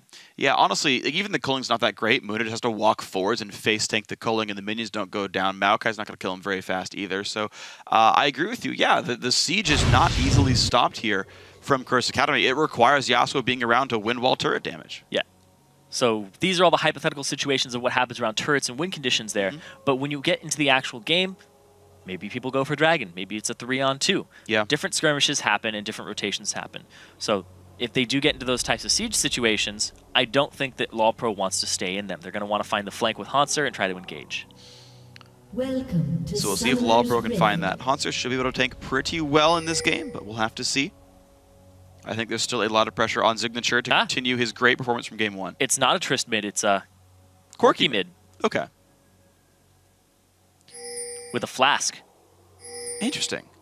I'm trying to think if I like that more than Trist mid. I want to see if he's AP or not. Click him! No. I think it's unlikely. I've seen it before. I actually ran into Skara in solo queue one time. I think he was doing AP Corki against me. Interesting. Ended up mid. It was like my first time Gragas. Well, Corki should have around Back in the day. 64 AD, roughly, if he did go AD Corki. It'd be around 50 or 49 if he was AP. So at some point we'll see him and we'll get the answer on that one. But it's, again, likely AD Corki. There we go. 65 attack damage. He's got 7 in his... So 21 offense. He did get the AP mastery, but he's got attack damage runes. Exactly. So it looks like he will go hybrid at the moment. Keen could be 30 points offense. Or like 25 points offense, like an Akali. He's running hybrid pen marks as well. He has 6 magic. It's interesting. I'm very interested to see what he will bring to this mid lane. It's a very different champion than what he was playing before because he had that Orianna. And now he's sitting around with this Corki. It's actually pretty tricky too because despite that, despite the double 80 carry lock-in, we see Laud still has magic resistance in his runes. He's at 42 right now, which means he's sitting on just a little bit. So he didn't get fooled by this if Keen was going to end up going AP. Well, we're going to see what happens here, though. Looks like Bunny Fufu going to take plenty of damage down to this bottom lane. Patoy really wanted to bully him out. Oh, Heaven Time going for, looks like a ward. Okay. No invade, though. Yeah, not a big problem there. He's going to watch some of the jungle roots, though, of St. Vicious. Second time Kha'Zix for him. We're seeing this so far bot lane looking pretty all right so far for LoLPro. Lucian Nami is going nicely. Heaven Time going to take his time, finally make his way up to the blue buff there. Wanted to make sure he had vision down before he really went for this blue, though. He's going to run straight to it instead of going to his camp, so he will just hit level 2 off of this, just like Saint. Saint ran straight there. Interesting choices here. Saint going to grab the wolves now for himself pretty securely. And we'll see as their builds start to diverge later on, likely Lizard Elder versus Golem Spirit. Also, I think first item Sightstone is probably the optimal build for a Nunu. So we might see that come out from him pretty shortly as well. Yeah. Getting a Quill Coat is also pretty decent because it gives you a ward. True. But he will most likely get the Sightstone first. You know, they're kind of 6-1, half dozen the other, depending on how much vision you want and how much jungle clear kind of healthiness you want too. So back and forth. One thing I do want to point out is Ziggs so far has perfect CS 3 waves in, which is actually very incredible. You're going to see 14 here for Tristana, which is a good mark, of course, as well. But so far, Zig has not missed a single minion. Here comes the Lantern gank, though. Good Bubble's going to stop some of this. Saint jumps on in. Now Patoy's got to be pretty scared for himself. Does get the hook after the flash. That's going to be a kill. Well done, Bunny Fufu. First blood goes Saint Vicious. Bunny Fufu getting his Thresh. The fact that you give Bunny Fufu Thresh shouldn't be something you do. Bunny Fufu and Sheep are people that you need to take Thresh away from as soon as possible if you don't ban it. My favorite thing about Bunny Fufu was an interview with I Will Dominate. He was like, yeah, Bunny's Thresh is so incredible. He is so good at the champion, he will tell you when to walk forward to gank, and you trust the Lanterns there in time. Yeah, I remember that. I was like it's a good freaking player. That was an LCS segment. Yep. Very brief stint from Bunny Fufu as the support. Actually, wasn't that brief. He played most of the split. Like more than half, I think. Yeah. Then they got a special, and now Bunny Fufu's going to be back in before too long, potentially. He's one game away from being in the promo tournament, and we'll see what team they end up facing if this is the case here. Laud versus Keen in the mid lane, a little bit in the advantage of Keen now. Looks like Corki doing a little bit better than Orianna was in the matchup, but yeah, here comes the Nunu. Problem is Ice Blast doesn't do much to Valkyrie, so really there's, I mean, aside from the giant like 22-second cooldown, there's not really much lost here for Keen. No, but in this bot lane, they're going to go aggressive again. That was a cool little wave. It jumped up to the sky and woo, spiked it. Yep, it was like a check mark. upside down check markers. Like, whoop. Yep. Why not? It was like a carrot, you know, shift 6. Yeah, I gotcha. Yeah. Well, of course, Bunny Fufu would have a carrot above his head. Nice. Got him. You're so proud of yourself. I was like, hey, that wasn't too bad. St. Vicious walking through a friendly pink ward, though, did get spotted by the earlier ward that Nunu would put down, though, from way back when at level 2. So Saint, this invade is somewhat well known. And the ward expires, so they know that he's in the jungle. They saw that he had a ward in his inventory when he left, and it's not there anymore. So where is it? Well, good play from Saint, though, is going to get ward coverage to watch Nunu's gank pass. They know he is upper as opposed to lower jungle at this point. And will he be able to tilt the top lane matchup? I kind of don't expect so. Nunu ganking for those two champions. He's wrapping not around gonna again do much. on the key. He's going to go get a jungle camp for himself. Ward and counter Ward jungle. up. He's got the quill coat and the ward he bought. Oh, he already jungled. That's already been counter jungled. He's going for Keen now.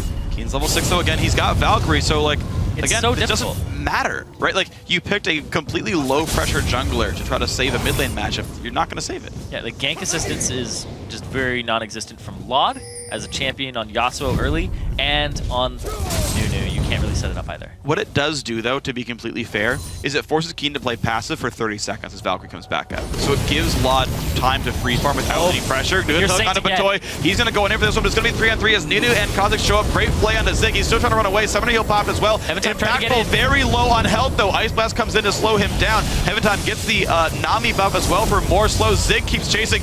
Nice play from Bunny Fufu to save the team, and that will be a disengage on all sides. Just a back and forth. They all take about half of their HP down. And it's going to be a little bit of a push here for LoLPro.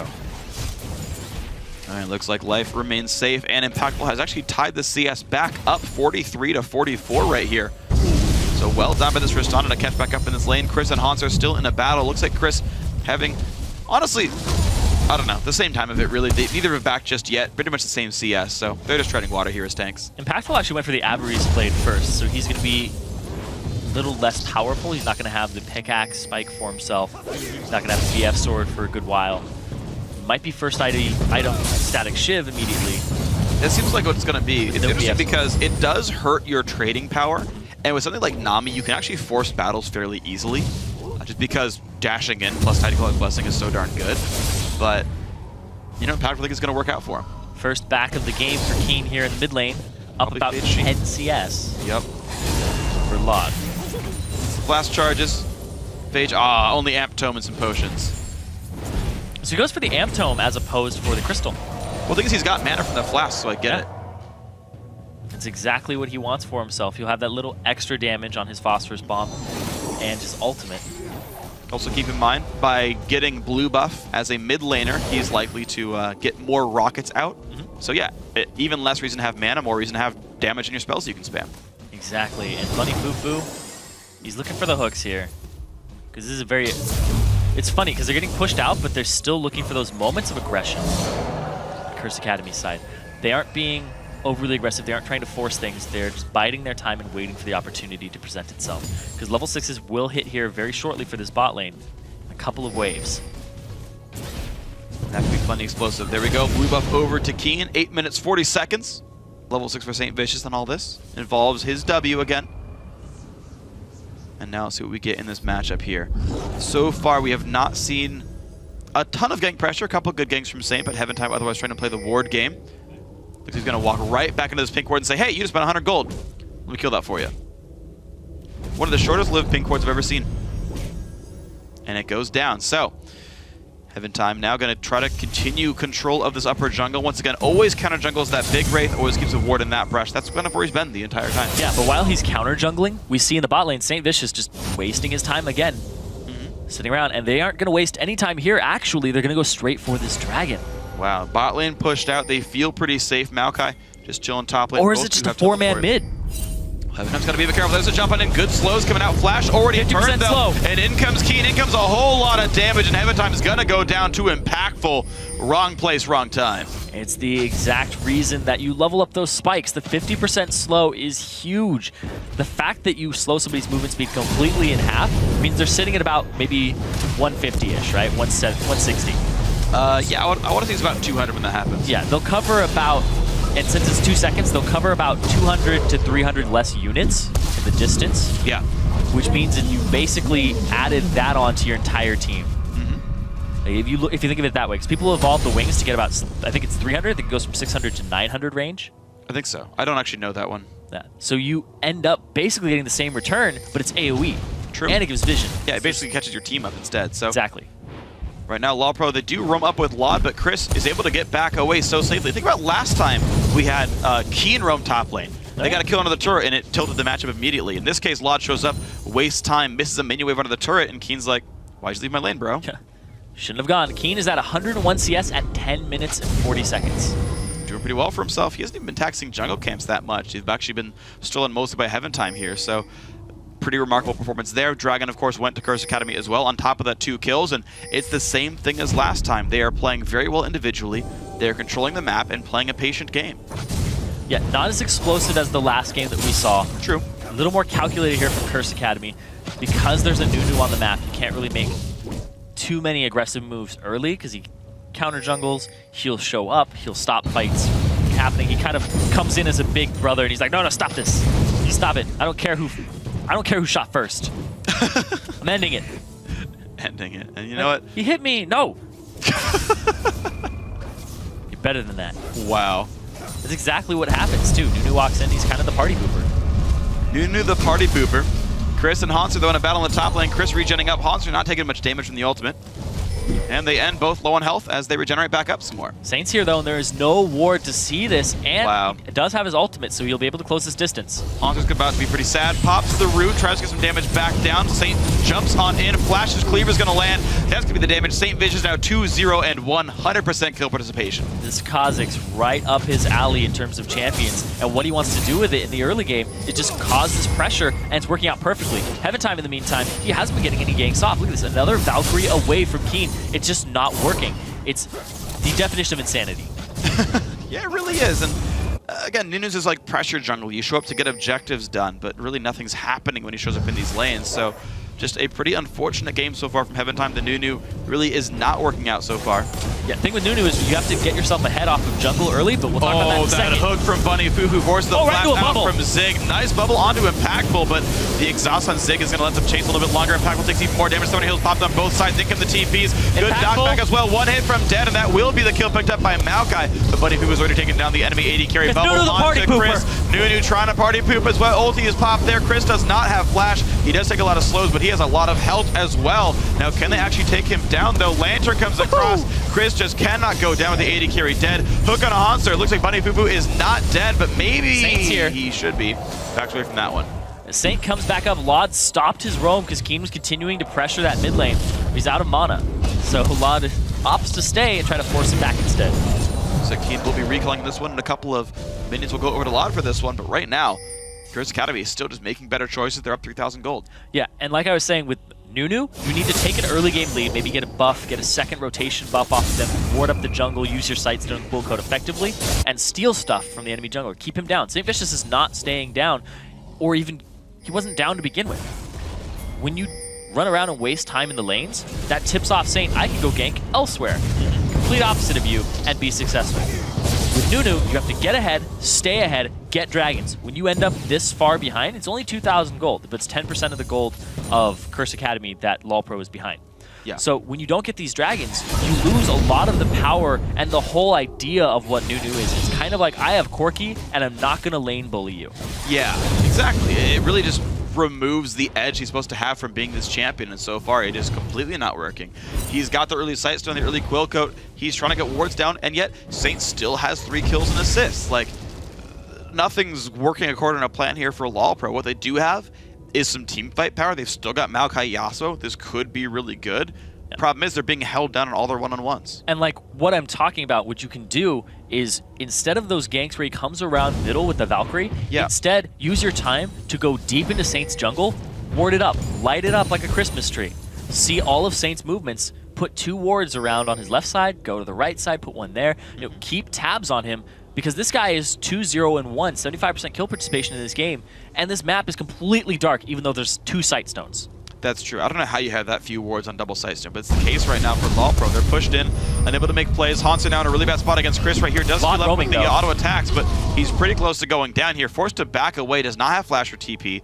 Looks like Lod can't make the roam top lane either, so once again, Saint shows up, Keen shoves in, and Lod has to just slowly try to lick his wounds and get some gold back in this lane. Buddy Fufu here to make plays Oh, well. they found him, though. Yeah, but Heaven Time spots him, so at least that's not going to happen for LoLPro. But still, Curse Academy, every single time I look at the screen, something good's going on. Something good is going on for them. Yeah, they're always doing something beneficial to the team. Yeah. They always have very purposeful movement around the map. And when you can to see the difference in purposeful movement, it's kind of like when you see St. Vicious move around the map compared to when Heaven Time moves and when Lod moves. Lod has been moving halfway up a lane, and then Keen's like, I'm just going to fast shove it, and then he's forced back. Or the position up top doesn't go the way that he thought it was going to go. So that's actually a communication breakdown on the team, saying like, I'm not going to win this matchup, or I am going to win this matchup, I don't need you.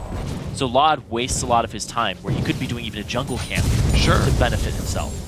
Yeah, get more farm. I mean, it's been a relatively passive mid lane where no kills are clearly happening, but you have time to get some gold in. It's not like Nunu Jungle wants to kill his Wraith camp over and over again. He's actually bad at killing Wraiths, so there's a lot of gold available for him. Heaven Time gonna have to flash away from the hook, and Saint Vicious, Impactful, and Co. already here to take this one down. It's gonna be a 5-on-5, but right now at this point in time, Curse Academy, they have that edge. The static shift is completed, and the Trinity Force as well. Oh, he's gonna bring him all the way in. Wow, Hanser pulled in on the Lantern, half HP, but the knockup is there onto Chris and Keen. Can they get the kills? The tidal wave misses entirely, but another double bubble means that Saint Vicious goes down. 1-for-0. Can LoLPro do any more? Another route, and Keen will fall.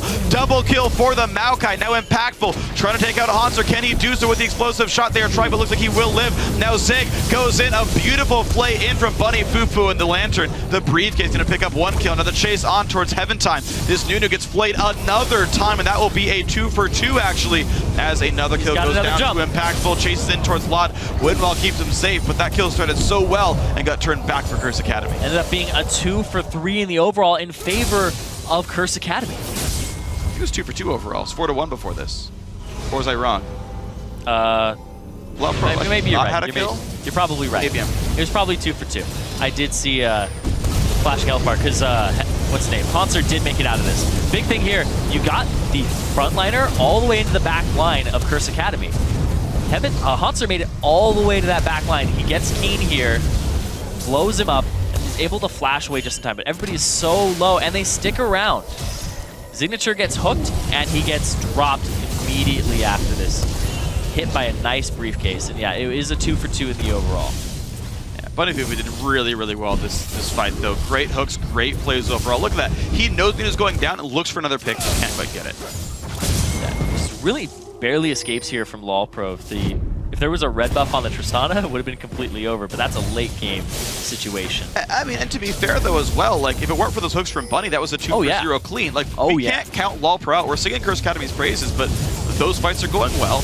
Honestly, the Yasuo ultis are hitting good targets. Keen is getting killed early in these fights. Yeah, the big thing there was the twisted advance onto the Lantern all the way to the back line, because that's going to deliver you at least on 2 people. Because if that Mundo took a Lantern, he's going to be on top of a Thresh. He uses his Arcane Smash, and they get the knockup, they get the last breath, and then they get Keen right afterwards with another Twisted Advance and Exhaust. So if you get your back line, these heavy tanks of LoLPro, onto your AD carries, it's going to spell disaster for them, for Curse Academy. Yeah, well, LoLPro certainly team fighting fairly well. The Maokai and Nunu Yasuo is working pretty nicely, so that's good news. You did see, though, the lack of damage, though, on LoLPro. Yeah. A lot of it is very melee-oriented against this composition that's very range-oriented from Curse Academy. Because Lucian, very low range. Then you have Yasuo, melee range. The big portions of their damage are low range. Yeah. Which Curse Academy all has pretty much long-range damage. Even Mundo does a lot of damage. Speaking of long-range damage, a beautiful hook into a Lantern from Bunny Fufu. Impactful takes the bubble. The knockup as well from Patoy. That will not be a kill onto Zig, but it is still a team forced away, and Curse Academy could take maybe Dragon off this. Yeah, Hanser's actually very low up top as well. And now they're going to go straight for this Dragon here for Curse Academy. Heaven Time, he's looking to possibly get in there, but he's being zoned. That's pretty risky. Bubble's going to hit Bunny and Fufu, but it looks like this Dragon's going to go down way too quickly. St. Vicious gets that with the smite. St. Vicious going to get hit up there. There's the knock-up kill by Lot, and so far a 1-for-1 as Saint and Nunu both drop down. Both junglers gone. Knock-up will not land. The Dragon still went to Curse Academy. And it is a 1-for-1. Both junglers end up dying, but this top lane turret, Chris does not TP into the fight. Instead, he opts for that extra gold for his team. Ooh. Okay, a lot of safe there. Bubble's going to land, but it's not enough there. Blue buff goes to Hanser, and that means Dragon and top lane Outer went to Curse Academy, everything else being equal. Blue is also going to go over to Chris here. Because he's going to be able to counter this. It isn't actually a huge deal. It's a little extra experience for him, and the cooldown reduction, but Blue on Yasuo is pretty much irrelevant. Yeah. I think he's probably the worst mid laner to have Blue on. He might be literally the worst champion to have Blue. I think he is. Max CDR Vlad would be worse. Yeah. If you already have max CDR, then it's probably terrible on you. Yeah. And you like have Spirit Visage, Will of the Ancients, and some Runes and Masteries could do it. I would say like mid-game, Yasuo is the worst champion to have a Blue on. Yeah, I mean, I don't disagree in the slightest. Because he doesn't get cooldown reduction on his Q at all, and his E has already a really low cooldown. Yeah, and I mean the major timeout is the stack anyway, which isn't affected by CDR either. So, yeah, Lot not exactly needing a blue buff here. Today you learned. True. Bunny Fufu, get him. That cannon. Yeah. Boom. Oh, casters. Oh. One more. Nope. Whatever. Left hitting caster sucks anyway. Yeah, that's true. I feel bad. It could have been other gold. Could have been more gold somewhere else. St. Vicious, though, making his way to the south side. 5,000 gold puts Curse Academy ahead in this game. 2 if they win, they go into the finals, and they make the promo tournament. A game these guys pretty much want to win here. Pretty much. I feel like it's good for them. I feel like you would want to win here because you don't want to have to play in the 3rd, 4th place match and then have all this pressure on you again. And you will have to face either Team 8 or Coast. We'll see who ends Both up good there teams. Later on today.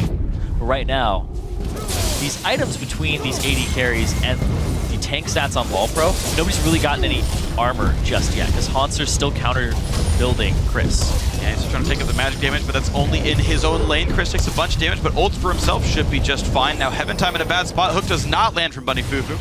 Oh, they're going after Chris in the top lane. They lose the bot lane turret in the meantime, though. I don't know if this is even good for LoLPro, though, because bot lane's still getting pushed up. St. Vicious counter juggling as well as Tristana keeps pushing. It's another roam from Lod that is ineffective.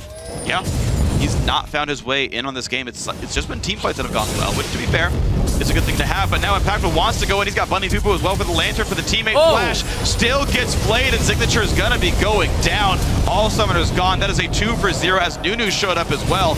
Bot lane tier 2 going to drop shortly. So we talked a lot about how good Keen looked last game, but what's his impact this game? We'll have to see. Well, right now the engage comes off exhausted. A lot of people Hanser right now taking that one. Impactful off in the wings now. Knockups come through. So far St. Vicious goes down. Keen will drop as well. They might have overextended as a 3v4, but it's still going quite nicely now. And out goes Impactful. He will survive the red buff. One more death had come through though, and LoLPro squeaked by a little bit better. Chris running away has the Lantern. He'll be safe. Overall, that is a 2 for 1 actually. No, 3 for 2, I believe. Curse Academy in the long run. Yeah, Signature and Heaven Time, I believe, went down that fight too. And yeah, I was talking about Keen's contributions 0, 2, and 4. And we've been talking about Lod's movements across the map, but the thing is that Keen has not been moving out of that mid lane, and it's really impactful. That's the big source of damage here. Perfect flash play at the same time that Signature flashed. And now Impactful here, he's just dishing out a ton of damage. He has some item spikes in his favor, but then Lod comes straight in here, off of Hanser, setting up the last breath onto Impactful. They almost get him, but Lod ends up dying off the re-engage. They kill Saint, they kill Keen, and then Lod actually walks towards Impactful to try and get extra damage off. He's rooted here, and then he gets out off of that reset. Wow. But you saw how scary Hanser was, though. He was the guy with all 3 kills in the team leading into this engagement. Now he's 4, 1, and 2.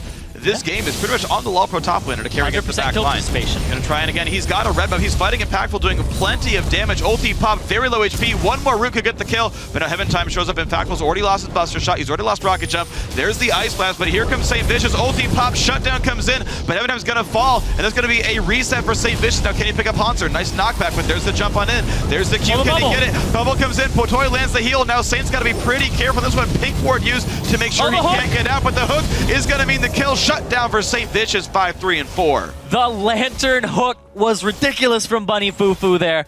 Wow, so coming up really big, joining these fights. The supports know where to be on this map when the action is around. They know their role, and I'm absolutely loving this game in this entire series. This one's really fun, man. The fights are going back and forth. It is still Curse Academy holding the lead, but they're good battles to watch all the same. Bunny Fufu has a Zeke's Herald to help out his AD carries.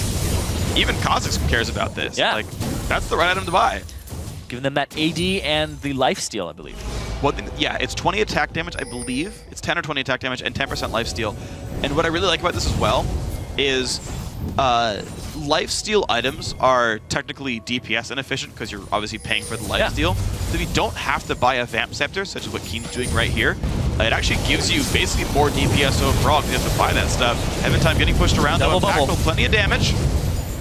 Impactful is the main source of damage on this team from Curse Academy. If they can blow him up with the last breath and get Hanser into that back line, they'll get a lot of momentum in these team fights for LoLPro. Hanser's still pushing, though. Well, we're right about to see the mid lane outer turret go down, making that the third for Curse Academy. They've still not given up a turret all game long, though the team fights are fairly close. Wind Wall just requires Impactful to move a little bit, and that's going to go down pretty cleanly.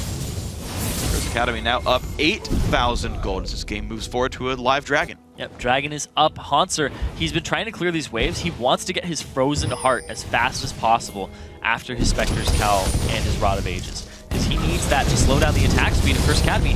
But it's not going to be up just yet. He's into this back line, though.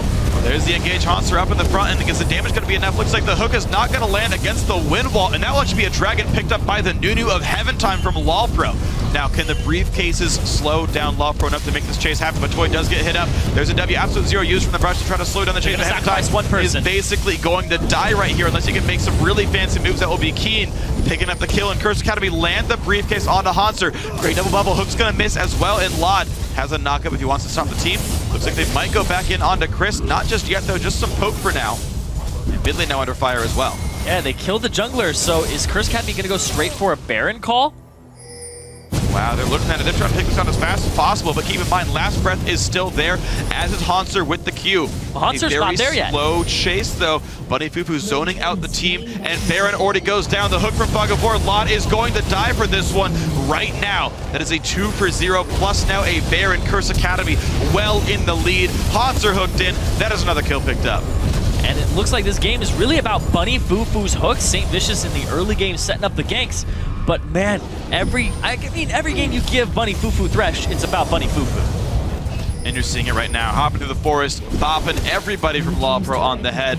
And you gotta really run back to your base and hide when that happens. Zig will grab a red buff, but Curse Academy now ready to go in for the inhibitor. Turret goes down, inhibit itself will fall shortly. We're only 28 minutes in, and Curse Academy are 11,000 gold up. Yeah, they're treating LoLPro like they're field mice. Yep. 11,000 gold, 28 minutes in. Signature, he may even get spotted here. You never know. Nope. Nope. It's good. Looked peaceful in that brush. He's like, no, they're not going to get me. Very serene. Yep. Very peaceful. And there goes the turret. Well, things dying once more. Bombs, smites, rockets, people on fire. I don't even know what Burning Agony is necessarily for Chris. He just says, there's fire around me, deal with it. You don't need to question everything. It's him being mad. He is the madman of Zon, so. Yeah, well, it's Burning Agony, so I assume he's in pain. Yep. And his body temperature just rises to extreme numbers. Oh. So everything else around He him bursts into flame. Yeah. And why does Sunfire Cape work on him? Because it doesn't work on him. It gives him stuff, but it burns other people, just adds Okay. to it. Multiple fires. Exactly. Great. Heard you like fire. Yep. Speaking of, you're fired. No. Lot and Impactful. How dare you talk back to me, Zyrene? That is unacceptable Hey, on the he just challenge. crit for 666. This is getting really eerie. Well, Impact was in a good spot, though. Only level 14, though. 1 plus 4 does not equal 6. Whew, we're safe. Out of the woods. We're good. We're good, guys. At the same time, though, who is out of the woods is Lod. He's all the way back at his base. It's true. It's much less forested. However, you're going to see Curse Academy make their way up the top lane right now. Meanwhile, Baron buff. Chris is going to push this bottom lane. Hanser, he's going to get spotted, though. And that's the benefit of evolving to double. Just once again. Oh, looking for the flank here from the Nunu. Zig clears the ward. Walking straight up. From the wings. Slow on a Bunny Fufu. Could this be the fight? They already forced a TP Chris out of Chris. line. The battle begins. Lod's got to be careful, though. Absolute zero pop on Lod is basically dead. Pop's guilty onto many people. Bunny Fufu and Saint go down. Chris diving in the back line, but here is Hanser trying to kill the AD carries. Lucian already drops. So does the Maokai. The double AD comp working there. Chris wants Lod. Can he get him? Looks like yes, the fire is going to work, but Toy and Heaventime nearly dead as well. Chris underneath the turret, making it all happen. That is an ace for Curse Academy. They can dive right into the base now. They're going to go straight for the throat and end this game here, Freak. They went straight for that back line, but the teleport from Chris set them up perfectly. It's going to be 2-0 here. It's going to be 2-0, 30-minute games roughly in both of these. Curse Academy are in the spring promotion tournament in about a month's time, and they're going to be a surrender there from LoLPro. Congratulations for the 2-0 Curse Academy. Amazing performance there. We saw Hanser try to go for that back line. He zoned the AD carries, and Lod got a fantastic last breath, blowing up 2 members, St. Vicious, and then I think Bunny as well. But the fact that Chris had built so much resistance in terms of armor in the Thornmail, he's just zoning that back line, and he was able to come up bigger than Hanser was in that 2-on-1. Yeah, Chris just honestly had a really, really great game, and the fact that he could just not be dealt with by Yasuo Lucian. It's not a surprise. Those champions are not going to break down a solo Mundo who's not been held down at all. Yeah, 406. Right. Not even killed. Yeah, he did great. Spirit Visage, Ninja Tabby, a very smart choice. And the Warmugs and a Thornmail, even a Giant Spell for the Randuins later on. He was an unkillable tank who's got great base damages that can kill these squishies. Now, Heaventime's Nunu wasn't a fan. Ganks did not seem to work at all. He showed up mid lane and got Valkyrie'd away from it. It didn't even matter. Yeah, 1, 7, and 6. A 1.0 KDA. We always talk about KDAs. Yeah. And that really shows and speaks to it because he had really, really low gold in that game. He had about 7,000 gold. And Patoy at 6.3, 700 gold less on the support for himself. And the next highest member is about 2.7k above him. Yeah. So the fact that he's that low as a jungler means his contribution to fights was very low. He didn't get early game ganks off. And that the fact that he also... bless you, sorry. Yeah, no, you're good. I was speaking, I was like, oh. No, you're more important than me. Anyway, the fact that he wasn't getting these early game ganks off was really, really big, and they wanted to keep Keen down, right? I mean, granted, they did do that a little bit because he had to play more passive, and he wasn't as explosive, but he was on a Corki. I don't see Corki as a really big playmaker at any point in the game. Not really. Tristana's going to make better plays. Orianna's going to make better plays. If he's playing Yasuo, it's more flashy. Zed's going to dive backline. Corki's kind of like, I'm going to do persistent, sustained damage in a team fight. He's a good mid-game team fighter, basically. And he's got a good laning phase. Yeah, but Impactful got really far ahead, 7-2 and 9 for himself, and just blew that game wide open with his Tristana damage. Yeah, and that's the thing is Impactful now has been great both games here. Zig was very good in Game 1, had a harder time here in Game 2. I still think, for what it's worth, since LoLPro are still in this tournament, they'll be playing the third-place match tomorrow. They're still a good team, and I think they can still rely on that bot lane. I don't like Eventime's Nunu. Find something else, or at least find a new way to play it. Nunu lost. Yeah, Nunu lost. And honestly, again, it was an unimpressive Nunu performance, unfortunately. Lod's Yasuo, yes, it's very good. Obviously, Keen is a better player, and that's, I don't think, really a surprise to many people, but Keen is certainly scary, replacing ManCloud on this roster and doing a great job. That addition makes Curse Academy much scarier, and we're going to see who they face in the finals in a little bit. It's going to be a good match, though. We've got more games, by the way. Our first semifinal match is completed. Let's check out the updated bracket. With their victory, Curse Academy, yes, they clinch a spot in the 2015 Spring Promo Tournament, and they're going to advance to the finals on Sunday. They will face the winner of today's next match. And even though Team LoLPro has fallen today, they have one final shot at making it to the Spring Promotion Tournament.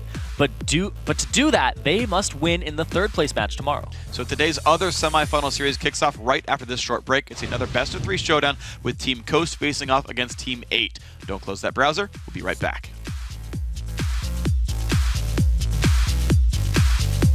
HP with a knockup is there onto Chris and Keen. Can they get the kills? The tidal wave misses entirely, but another double bubble means that St. Vicious goes down. But now Impactful wants to go in. He's got Bunny Fufu as well for the lantern for the teammate. Flash still gets played, and Signature is going to be going down. The engage comes off exhausted. A lot of people Hansa right now taking that one. Impactful off in the wings now. Knockups come through. So far, St. Vicious goes down. Keen will drop as well. Lod's got to be careful though. Absolute zero pop, but Lod is basically dead.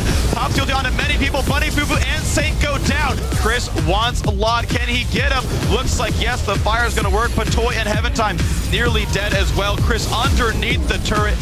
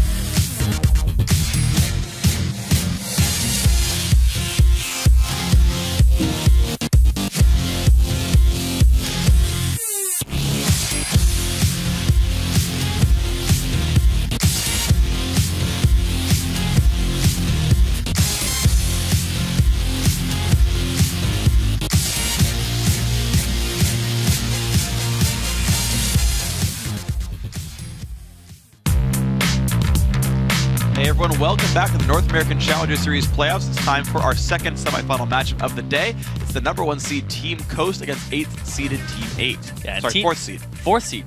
I read an 8 and I got all of my head. 8th seeded Team 8. Nope, 4th seed Team 8. 4th seed Team 8, yeah. Team Coast has been absolutely crushing opponents since joining the Challenger Series. Oh, yeah. They won first place in Summer 1 and in Summer 2, only dropping a single game along the way to a 12-1 record. With that kind of success, it's hard not to compare them to LMQ. and their Spring Challenger performance when they also only lost one time. Exactly. And amazingly, Coast is actually more dominant than LMQ was at this point in the spring. So Coast right now have an 8.04 KDA compared to LMQ's 5.66 at the start of the playoffs. Yeah, look at that. It's 50 less kills, 40 less deaths, but 80 more assists. Yeah. That is ridiculous score right there. Means they fight a little bit less. Sure. They don't die. They certainly don't They're die. much safer, but they also more team fight oriented. So that's actually a big thing to watch out for here when we look at Coast is their team fight and also keeping eyes on Santorin. But on the other side, we have Team 8, who won their series yesterday against XTG in the quarterfinals. And in that match, top lane, shot caller Cali's Trolls, he was looking good. And jungler Porpoise Pops, he made some big plays in the trees. With the win, Team 8 has regained their confidence after their upset-laden summer series. Yeah. However, they still seemed sloppy at times, and I don't know if that's going to cut it against a team as good as Coast. Yeah, Coast is a very crisp team. I feel like they make really good calls, and they're just so darn good individually. It's a hard team to beat. As we've seen with their record, they're 12-1 so far. They don't lose very much. Now, these two teams actually matched up before in the Summer Series 2 semifinals, and that beating Coast did take that series 2-0 with an 8.28 KDA, actually better than their Summer Series average. So Team 8 are a good opponent for these guys. In those two games, they racked up 41 kills against Team 8, who'd only pulled a 1.41 KDA. Again, pretty rough 2-0 though. So if they want to catch up to Coast level and maybe muster themselves a victory, they would really like to relish that. All right, well, we'll see. We'll see what goes up in that top lane. Maybe we'll get some toppings from California Trolls. We'll see who gets up. But they'll need to contain the duo lane. Mine weren't written for me. The duo lane of Coast to make that happen. AD carry, Mash, and support Sheep are among the best bot lanes in Challenger and look absolutely unstoppable together. They have almost double the KDA of Dodo and Maple Street.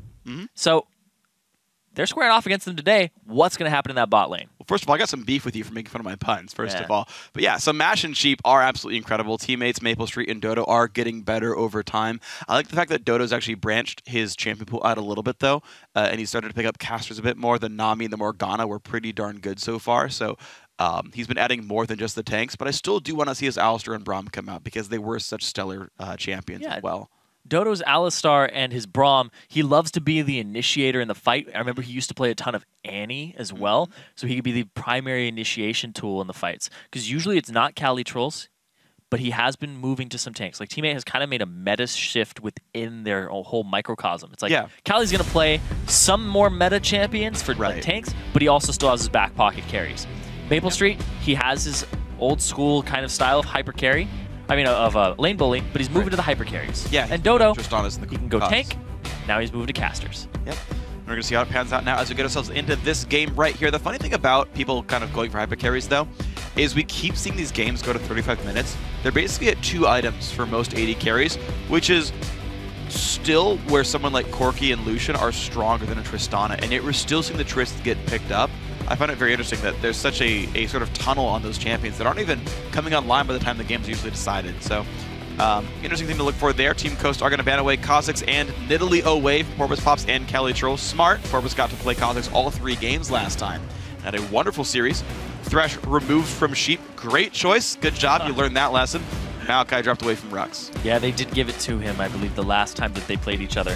But also another thing, the last time they played each other was they kept leaving the Lee Sin up, and Cali Trolls kept picking it. Yeah. And I talked with Coast, and they were like, yeah, we were totally cool with that. Hey, they won 2-0. Yeah, it's like Cali Trolls on Lee Sin. That's pretty good for us. Yeah. Best you can get out of that lane. Alistar does get dropped away, though. No first pick allowed. Tristana, though, insta-locked here for Mash. He's going to love that champion there. We'll be able to hard carry in this one. Now Team may have to make their choices. Yeah, I'm actually surprised they banned away their own Kha'Zix, because I know that Santorin's been favoring that champion lately in solo queue, and also he was a big Kha'Zix player even before people started maxing and evolving W first. So they banned it away because they had other priorities to get Mash on a hyper carry. Yeah. It's a good first pick, honestly. Mash is one of the players that I actually would want to put on Trist a whole lot. It fits his style very well, and it should be pretty successful so far. Now, Team 8, will they go for contested picks or just try to hide their comp for now? I like the hover on Ziggs. I thought it made a lot of sense. I think they should grab that champion. The cog does surprise me a bit, though. We also want to take Ziggs away from Golden Glue. It's his most played champion in Summer Series 2, and you saw how successful Coast has been in Summer Series 2. You want to get them on secondary champions, not their comfort. Well, it's going to be Nami and Ziggs grabbed immediately. The Nunu is locked in, though, for Santorin. Insta-locked. Yeah, he wants a champion. So Nunu's been heavily prized now in the 414 patch North American Challenger Series. I wonder how much that's going to spill over to the other regions as well, but it's more than I'm used to seeing Nunu. Yeah, for every Nunu that's picked here, you pretty much see a Nocturne locked in other regions because he's very popular elsewhere. We haven't seen him here yet in 414. Well, so far Nunu's been 4-1 during the Challenger playoffs, and honestly, aside from an unfortunate performance from Heaven Time, has been very effective in his games. Kog'Maw does get picked up here. That will be Maple Street on another late game carry. Still interesting that you would go for that one. You talked about Nocturne maybe being a potential. Maybe teammate goes for that Nocturne TF combo. Yeah, Porpoise Pops was a Nocturne player even before it became pretty meta in 414. In Summer Series 1, he played it 4 times, is tied with his Elise for his most played. And even before that, just watching him in his other teams, like VVV, back in the day, he was always picking up the Nocturne when it was available. I don't know why I said Nocturne TF, by the way. Zig's already been locked in there for Slushi 8, but it's still going to be a nice amount of reach, and Sheep will get Leona for himself. So we don't see her a lot in the recent history, but I think she's still a great champion. So a lot of hard engage now here for Team Coast. Orianna in the mid lane, Leona down there with the Tristana for the bot lane. So there's good follow-up and a whole bunch of hard engage to set it up. Yeah, you can definitely tell that Team Coast had a composition in mind by how quickly they locked these champions in. True. Golden Glue, he's on the Orianna. This is the champion that he made his debut in the LCS with. It is definitely his comfort pick. So when you're debuting on that big stage, you're like, I'm going to pick the champion I'm most comfortable with. Sure. Got a quadra kill. Yeah. First day, and then he keeps going back to it when he's in these moments of high stress. He played it in the finals in Summer Series 2 against Curse Academy, had a great showing on that, and Rux, he loves that Rise, and he will play it because there isn't a whole lot that bullies it in lane. It's actually very good against most top laners. Yeah, I think Rux is going to have a pretty good matchup overall. Gragas does get locked in again for Cali Trolls here, wants that for the matchup. See if he can bully the Rise out or if he can hold on to the lane. One of the things is going to happen here. Teammate have their comp together. It's very explosive, very high damage, not a lot of tank line. Yes. So it's kind of set up the artillery, hope someone dies, because if they don't, fight's going to be hard. Yeah, you have to hope that Rux doesn't get going and gets tanky, because he can just flash in, root Maple Street, and then everybody can collapse on top of that. So you have to deny the vision with the Nocturne ultimate. But this is basically the team composition that Teammate was running yesterday. Yeah, they have the Gragas and the Ziggs. They have the whole bunch of wave clear, and then they have some engage tools alongside it and some disengage, because Nocturne can engage and Nami can disengage. It's true they can, but the difficulty is still the fact that you're facing up against an Orianna and a Leona. Fights are going to start when Coast wants to do that. Like, by the wave or not, it's still going to start. And when your team is full squishy, hard engage is really good at picking that apart. So teammate had better be on the ball, better be, first of all, stay away from the ball, because that's where a shockwave comes Don't be on the, Freak's advice, just be on the ball, you guys. Don't worry, just stand on top of the Orianna shockwave. It's not going to affect you that much. But yeah, teammate has to be really diligent about getting caught out, which was actually a big weakness for them in their quarterfinal match. They got caught out a lot and nearly threw away a lot of advantages in their matchup there. So something to keep in mind. They had a rough game against XTG, but the overall team shot calling, outside of individual mistakes, was good from teammates. So maybe they can get themselves into the team fights properly, get their positioning down, and kind of stay away from the engage. Yeah, and you said they threw away a lot of opportunities for themselves. Like, they didn't capitalize. Like we just saw Curse Academy doing a lot of. I think a lot of it was Slushi wasn't making huge plays. They were really relying on Cali a lot and coming to him. Yeah. But also at the same time, Maple, he wasn't too happy with his performance. I talked to him afterwards, but he was like, Dodo was on point. Yeah, he's like, I just sat in lane and got a 20 CS advantage by sitting there, because Dodo's like, yep, I'm going to hit you with a binding, or I'm going to be Nami and I'm going to get you some trades that are going to be in your favor. Yeah, so that actually went pretty well so far. Dodo has been very good this tournament, and that's a good thing for teammate. If they win this best of 3, they will get themselves into that top 3. They'll get themselves a guaranteed spot in the promotion tournament. Coming into this season, people thought Teammate was going to be the guys. Last time we saw them in Challenger, they had went 1-2 against LMQ. Like, all right, these guys can take down the number 2 team in North America, LMQ, and put them in a close series, better than many teams have done against them. And people had such high expectations of Teammate coming in. They haven't had the best run yet in the Challenger series. Now it's down to the wire. They squeaked by in the quarterfinals, and now it's like, okay, well, 3 of these 4 teams, one of us isn't going. And they really hope that it's them that does go. They definitely hope that it's them. I think both sides, of course. But Team 8, The thing with them is they don't really adjust to patches very well and meta shifts. It's something I've noticed because Calitrolls kind of has a stubborn champion pool, right? Like he's just now kind of opening up. He's like, all right, the Vladimir's off to the side, the Fizz is off to the side, the Kale will put it like in the middle somewhere. Yeah. I'll focus on Gragas. Oh, I really like Gragas. I'll focus on Maokai. Oh, I really like Maokai. Like he's Yeah. picking them up now. Same thing with Maple Street, right? He was like, I'm playing Caitlyn, Ezreal, Lucian all the time. Corki now, Kog'Maw, Tristana. Like they're starting to branch out and adjust. Yeah. I think it's a big development for them. But then you talked about how when they came in, everybody's thinking, these are the guys. Coast, people were like, I think they might be number 2 or 3. But then it's like Santorin on the team. Completely flips it around. Right. Because I remember they had somebody else beforehand. I don't remember who it was. Before they I know picked Mash him. was jungling for a short That's time. right. That's right. They had Mash. Because they were waiting. Well, they're waiting for the for a lineup to come bit. in. They had to play with enough members from the last incarnation of the team. Yeah, but like they were waiting for Santorin to come over, and then he kind of graces them as this Danish god coming in. And He's gonna hear you say that and be like, "Oh, thanks for the oh yeah, no, compliments." he'll be happy about that one. Well, he is kind of a Danish god. He Yeah. loves to just. Unlike Deficio, Uh, that guy's useless. I was gonna say he's like a Danish demigod, but okay. No, Deficio's. I mean, He's of all human, the Danes man. you've seen in the LCS, would Okay. you really pick Deficio over Bjergsen, Hey, look at that. over Jesses, over Rux Braga? getting bullied around from Calitrolls up there. Decides to put a ward down too. 30 seconds Trading until back and minions forth here. fall. Oh yeah.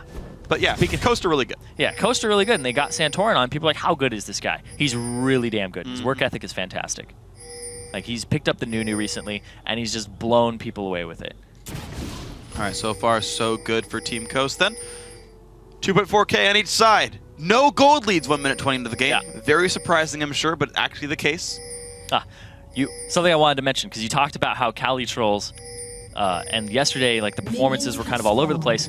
It wasn't because he got off a plane, because I got trolled by Denial. Yeah, you did. Yeah. They said that he was in, I talked to them before, and they were like, oh, Frank Fang, he's like, yeah, he's in Canada, going to school in Canada. No, he goes to school in California. Yep. So, apologize for that one. Did they say that he goes to school in CA and you got it wrong? I mean, no. If I had said CA, then it would have been fine. It has been Was it Canada or unspecific China? about it. Is it Canada or California. California? China's Could be CA. China too. I know. Some people do it CH. I don't know why. Really? Yeah, it should be. But look at this. The What? invade onto the Nunu. Good You don't damage typically coming bully through. around. Exhaust onto Rux. He's down to 150 health right now. Very close to dying. Has to flash away. Rux will also be late to lane. What a great invade by teammate. It's a lane swap that you don't expect in an invade on a Nunu. Also, the fact that the ward from Rux was super telegraphed because they saw him place it down when Calitrolls was bullying her early. And this is going to be a blue for the Fat Man. Look at that. I believe XP was shared with Dodo as well on this one. So half level on both these guys. Kog'Maw going to make his way to lane early on. And there's going to be no one holding the bot lane for now, as honestly, why would you sit at 1v2 with the bodies? Body slam at level 1. Santorin is going to get his own buff. Porpoise Pops, though, about to get his third. So what a beautiful start to this game here for Team 8. Yeah, and Coast, that really caught them off guard, and I would assume Team 8, they're kind of like, that was exactly how we wanted that to go. I don't think that could have gone better for them at the start of the game against the Nunu. And I talked about how Nunu needs to get ahead early and stay ahead. If you don't even let him get ahead early or even close to it, he's going to have a really horrible time. So Calitrolls got his 2 early wards. Pink ward, very defensive. We'll watch some of the invade paths. Green ward watches sheep come in, so Calitrolls knows he might get invaded on. But he will know if a jungler shows up pretty much ever. Nunu cannot get over walls, and he has literally 0 gank paths that will not get him seen here. Oh, they see him. They see the Leona. Leona does not know that he's seen yet. And they're going to see Rux and Santorin here as well. Okay, so right now he knows he's in a 1v4, and Calitrolls isn't leaving the lane just yet. Now starts his way upwards. Looks like the ward's going to go down, and the pink ward will get swept away. So Team Coast really wants to own this right-hand side jungle as they're getting just free farm from Maple. He also warded this with his Trinket ward. Calitrolls needs to get out of there. It looks like he will make his way just away. All right, he's going to be fine. Wants to leech up XP, but this is really risky by Calitrolls. He walked back in, and I have no idea why. Wants to take down Sheep. He will not get that, though. And that is first blood, and I am very surprised that happened. And the blue went back to Rux here, and now he's going to TP top for the experience. I don't know what that was from Calitrolls. He had Nami coming down and Porpoise Pops, but they were just way too late. And it would have been destructive if Porpoise Pops were there, because he's level 4. Yeah, that was a big, big Nocturne, but that was Wasn't there really, really ill timed. So Rise now going to go solo lane against his Kog'Maw here on the top. Should be fairly safe, honestly. And suddenly Calitrolls behind. way behind now. The fact that he gave up that kill to Rux gives Rux that extra boost that he needed to get back into this game. And he didn't miss a whole bunch of experience top. Yeah, he's just going to free farm this lane, basically. This shouldn't even be a bully situation there. Maple Street should be safe to get farmed, but keep in mind, if Santorin ever shows up for a gank, Rune Person's a great way to get an AD carry to die. Oh yeah, and Maple Street, you know, they love to put solo farm onto him and have Dodo roam. But you could roam really easily on that inescapable Kog'Maw, immobile. So now life becomes painful if your teammate. Early invade worked, but now the gank was really bad. Going for a roam here on his Leona. He does have his Zenith Blade and his Shield of Daybreak in Santorin. Nice root up. Great sound charge to get himself away. Santorin lands an Ice Flap, but that is it. Good job by everyone involved. Perfect play, but that means Lucio gets out. And now Calitroll's up against Rux in the top lane, so he won't miss any of this farm. And he tries to get a lane freeze going for himself too. All right, looks like just free farm for Calitrolls. He'll be fine level 4 probably for both these top laners here, as Rux will recall back for his tier and an extra Sapphire Crystal. So the game settles down a bit. Only a 300 gold game right here. We are actually pretty close in this one. Slushy is outlaning Golden Glue so far. 80 carries holding close to equal. Just again, the first blood gold, really the only difference here. Yeah, really questionable move there from Calitrolls. If he had backed off the turret, he would have backed up into his team that was coming to him. So there was no way that Coast could have chased him. But instead, he opts to stay by the turret so it doesn't take damage. But it's not the best move, or even close to the best move he possibly could have made. It was very questionable. It really was, but that was what happened. So you got to play on what's happened since then. Honestly, the gold lead coming back to almost equal from teammates, just laning phase being so darn good. So first blood gold basically rendered irrelevant here. Porpoise Pop's already level 5. Oh, here comes Santorin, though. Yeah, Santorin's not going to quite face checking him. I don't believe the ward saw him either. That trinket will let them both know what happened, though. These guys know what's going on. Both junglers topside. Santorin a level down, though. Lucy will ult and recall back, but Maple Street getting jumped on there right there. Good damage coming in from Mash, but no Buster Shot is available to knock him into the turret. Maple, though, down to 300 health, and Summoner Spells burned on both sides. Actually, just one, sorry, just the exhaust from Dodo. Yeah, and actually, Porpoise Pops is a couple camps away from 6. I want to see where his first gank comes out here as Nocturne, but look at that, down bottom, another aggressive move. Re-engage. Maple's got to be pretty careful there. 300 health left on him. Great bubble onto Mash, but Coast looking good in this 2v2. And Dodo landing the bubbles. He's definitely saving Maple Street today. He said yesterday from Maple Street that Dodo was carrying him in lane, and looks like it might be happening a little bit again. Dodo's been on point. His Nami's been so good so far this weekend. Gonna see if Team 8 can actually capitalize on this. Now actually a gold lead for Team 8. They haven't gotten anything but minion kills here to beat a 600 gold first blood. Impressive by Team 8 here. Porpoise Pops is 6. Blue goes to Slushy. 66 minions on him right there. And Porpoise looks bot lane. Yeah, he hit 6 off of this. He pings them coming on the way. There's no flash on Sheep, so if they can get onto Sheep, it's a kill. Oh, look at that. The retreat ping by Coast. They know it's 7 minutes. The blue buffs respawn. It's likely level 6 Nocturne. And he's going to go in anyway. Sheep's going to get rooted up. The Fear's going to land. No flash. There's a slow from Maple. Is it enough? Somebody he'll use. The bubble's going to hit, and Sheep will go down to Maple Street. Mash will not get much else to do, but Rux is around. Level 6 Porpoise Pops. There's the engage from Rise. Has to flash away, though. Fear's going to land. The heal comes out, and that is now a second kill. That TP was disastrous from Rux. And Calitrolls didn't even have to follow. He actually blew his cask at some point too, and then Rux TP'd. Rux must have flashed it or something. No, he flashed it. No, he flashed afterwards. That's weird. I think he ulted to stop the TP and it came in late. Yeah, that's my guess. That must have been what happened. And now they're going to get a dragon off of this too. So Team 8 coming really big off that play, and the level 6 support buff. Santorin, he was 4 when that play went down, and he was on blue buff side, getting gold, blue. No possible chance of counter gank, and no absolute 0 just yet. Beautiful from Team 8. Can he get force this? gank. Oh, the spike comes in early from Santorin. Porpoise Pops is not going to even die. Somebody heal comes in. Mash shows up, does get the kill. He jumps right back out. Zigzag the top. Calitrolls will be dropping down a 2-for-0. Imagine if Santorin had outsmited that one. Wow, so Team 8, they end up with a 1,300 gold lead off of it, and they lose 2 of their members for none of Coast off the dragon fight, but they do get the dragon. Right. And Cali's blows his TP. So look at this, man. We are at a 3 kills to 2 game. Dragon advantage for Team 8, but mid lane outer turret now under siege by 3 members of Team Coast. This is a fastly dropping turret that should equalize the gold if it does go down. Yeah, Team 8 might be in a situation where they are equal in gold again, and Rux pushing the top lane as Rise simultaneously, so the map pressure in favor of Coast all around. Look at that. So Team Coast equalizes the game, and we are tied again, 9 minutes 20 in. Rux now with some free time top lane. Kelly Trolls had TP'd earlier, I believe, for the Dragon fight. Yes, he did. He ended up dying pretty much immediately. He didn't have his explosive cask for it, so his contribution to the fight was very, very minimal, and then he got picked off and died. All right, well, Kelly Trolls going to hold this top lane then at a 15 CS lead for what it's worth. We haven't seen Rux get that much farm overall, but Porpoise Pop's back on the farm game. Actually went for Ancient Golem Nocturne, by the way. So I have not seen much take Nocturne. This is the case, though, for him. Interesting build. He's looking for the tanky, durable build because he knows that Cali Trolls is going to go for a full AP burst build, and they need some type of front line, especially against Rise.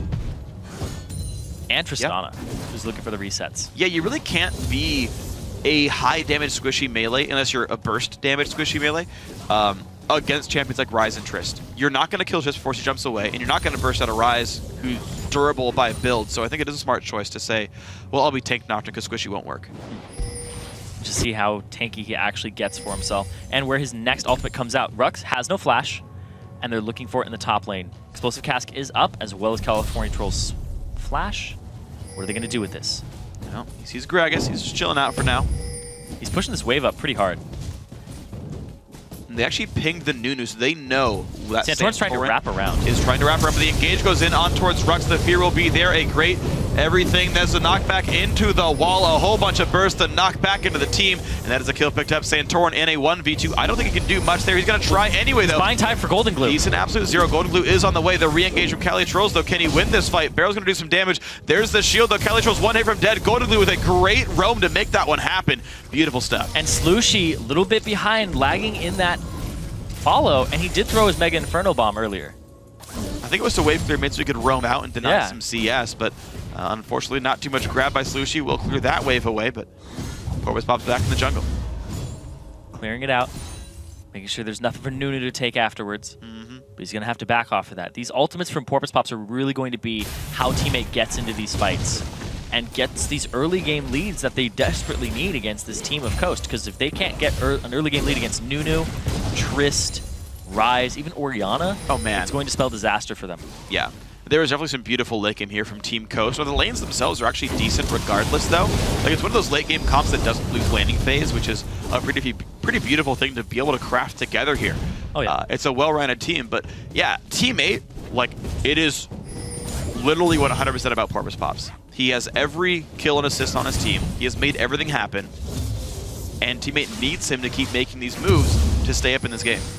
Yeah, next ultimate is in a minute, but a lot can happen in a minute. Somebody could lose their lane, get chunked down, exchanges happen. Yep. He's going to try to look for those lanes that don't have flash, and they do see Sheep. Don't know if they saw Santorin. Wow. Wait, yeah, that word doesn't see him. I was like, wait, how did Leona not see him? That's really weird. Like, wait, we're not watching your vision. I got really confused for a second. Now they do see Santorin, and he sweeps out the ward. Oh, Maple's got to be safe. Kog'Maw, of course, very risky to be against a Leona. Golden Glue is roaming down right now, but Porpoise Pops is in the vicinity, and Slooshy's a little lagged again in this roam. At least Slooshy will have the ulti if they go for the tower dive here. Santorin gets to slow down. This turret's losing a lot of health. Here comes the teleports in. They want this fight, and there's the engage. Beautiful power, but an even better shockwave means it's 1 for 0 so far. Turret goes down, in goes Mash, and they're picking up a whole bunch of kills. The reset again, and Porpoise Pops also goes down. Slooshy just did not do anything there. You know when we saw the comparison between Teammate and LMQ? Yeah. 80 more assists, Coast. 80 more assists on Coast. Yep. This team loves to team fight. They love to get in there and have these really quick 4-on-4 skirmishes where they roll over you, or 4-on-3 and outnumber you. Roams. That's really what it is. They all show up and it works so darn well. Coast really doing a great job of getting out of their lanes and just making plays. Yeah, 3-0-3 here for Golden Glue. That Comfort Orianna pick, he comes straight in. Sheep, boom. 3-man shockwave into the wall. You only have one direction to possibly run after that, and they just get pinned. Turret goes down, Rux comes in and cleans up, but Mash getting a good chunk of gold from that as well. Beautiful stuff here. So Team 8, they have made a couple of moves off of Porpoise Pops, but it seems like just waiting for Nocturne ults is not enough for these guys. Everything else going rather poorly. Cali Trolls, wanted to go for the steal, but now he's going to get locked up. Tries to burst out the golem, does not do so, forced to flash away. And Coast, once again, finds something good to do. Yeah, they do. They get the flash out of it, they get the ultimate out of it, and the Dragon is in 15 seconds right now. Well, teleport at least is available for Calitrolls, but not for Rux. Maybe that can be useful for Teammate. They stay with this bottom lane outer turret, but it's not going to be enough. Santorin and Mash are there to defend it. And Coast continue to make better and better moves. 1,200 gold lead. They are ready for Dragon. Yep, Porpoise Pops right there, sitting in the ward bush. They caught Mash though, but I don't know how rocket jump going to do them. into the pit. He does have flash though. All of Coast still around. Nunu should be able to secure this one. Oh, they're going after Rux. They go in and Rux goes down right away. Porpoise and the Dragon is stolen by Porpoise Pops. Out goes Santorin. Ziggs Bomb kills him. 2 for 0 plus a Dragon teammate are back in. They're back in the lead too. Porpoise Pops outsmites a Nunu. Santorin. Beautiful. I don't know what happened there, but he lost that really hard. Well, Coast, man, that should have been a good fight. They were in position, they had the lead, but it was beautiful. Porpoise Pops, when he presses R, good things happen for teammate every single time. The problem is, there's only every 3 minutes that good things happen for teammate. Oh, this series is going to be good. Oh, yes, it is. Mash Me, he's pushing down bottom, and at the same time, Golden Glue in the mid comes up with a shockwave for multiple people there. But here's the big thing in this fight. They caught Mash, he blew his rocket jump, but Rux out of position from the TP of Calitrolls. Santorin, he isn't able to consume and get the smite combo off. I think it might have been because he was bubbled. He can still smite though. I mean, But the big thing though consume is the big part of your burst that you expect. yeah, it's definitely relevant. It's 400 true damage at rank 1. But there's a kill picked up. Great engage right there by Sheep. The weird thing from the last fight though was that Sheep and Golden Glue sat there doing basically nothing. They watched Rux die. Yeah, they were didn't too press far any off to the buttons. left. Yeah, like they got isolated in this weird way where just the mid laner support was like, yep, we're not here. And it was a 3v5. They got 2 kills over. So there you saw a great Solar Flare, a great engage. That's the kind of stuff that Coast wants, is get your whole team participating and get these pickoffs. Yeah, and Coast seems to split really well in terms of their skirmishes. There'll be like 2 people top, 3 people bottom will pressure things simultaneously, and they do that very effectively because they have just great points of power on this team in terms of their players. Like Mash is a great source of power, Sheep is a great source of pick, and then you have Rux. He loves to fight people. Santorin loves to fight people too, and the fact that it's also a Blood Boil Nunu, you can push an objective right after. Team 8, they don't really do a whole lot unless they're grouped up around Calitrolls. Yeah. Right now, though, it's them being grouped up around Porpoise Pops, though. Yeah. Well, Porpoise Pops is kind of coming to people and being like, all right, this is where we're going to fight. Yeah. Like, Slushy, he's very late on his roams, too. He's just getting out-shoved by Golden Glue. Yeah. And the fact that Golden Glue, I think, has more, might have the same amount of gold as him right now. I would he expect probably more. has more. Yeah. Well, they're pretty close. 200. Despite being 3-0 and 4. They're very, very close in gold to each other. Well, teammate of all the Dragons. Yeah.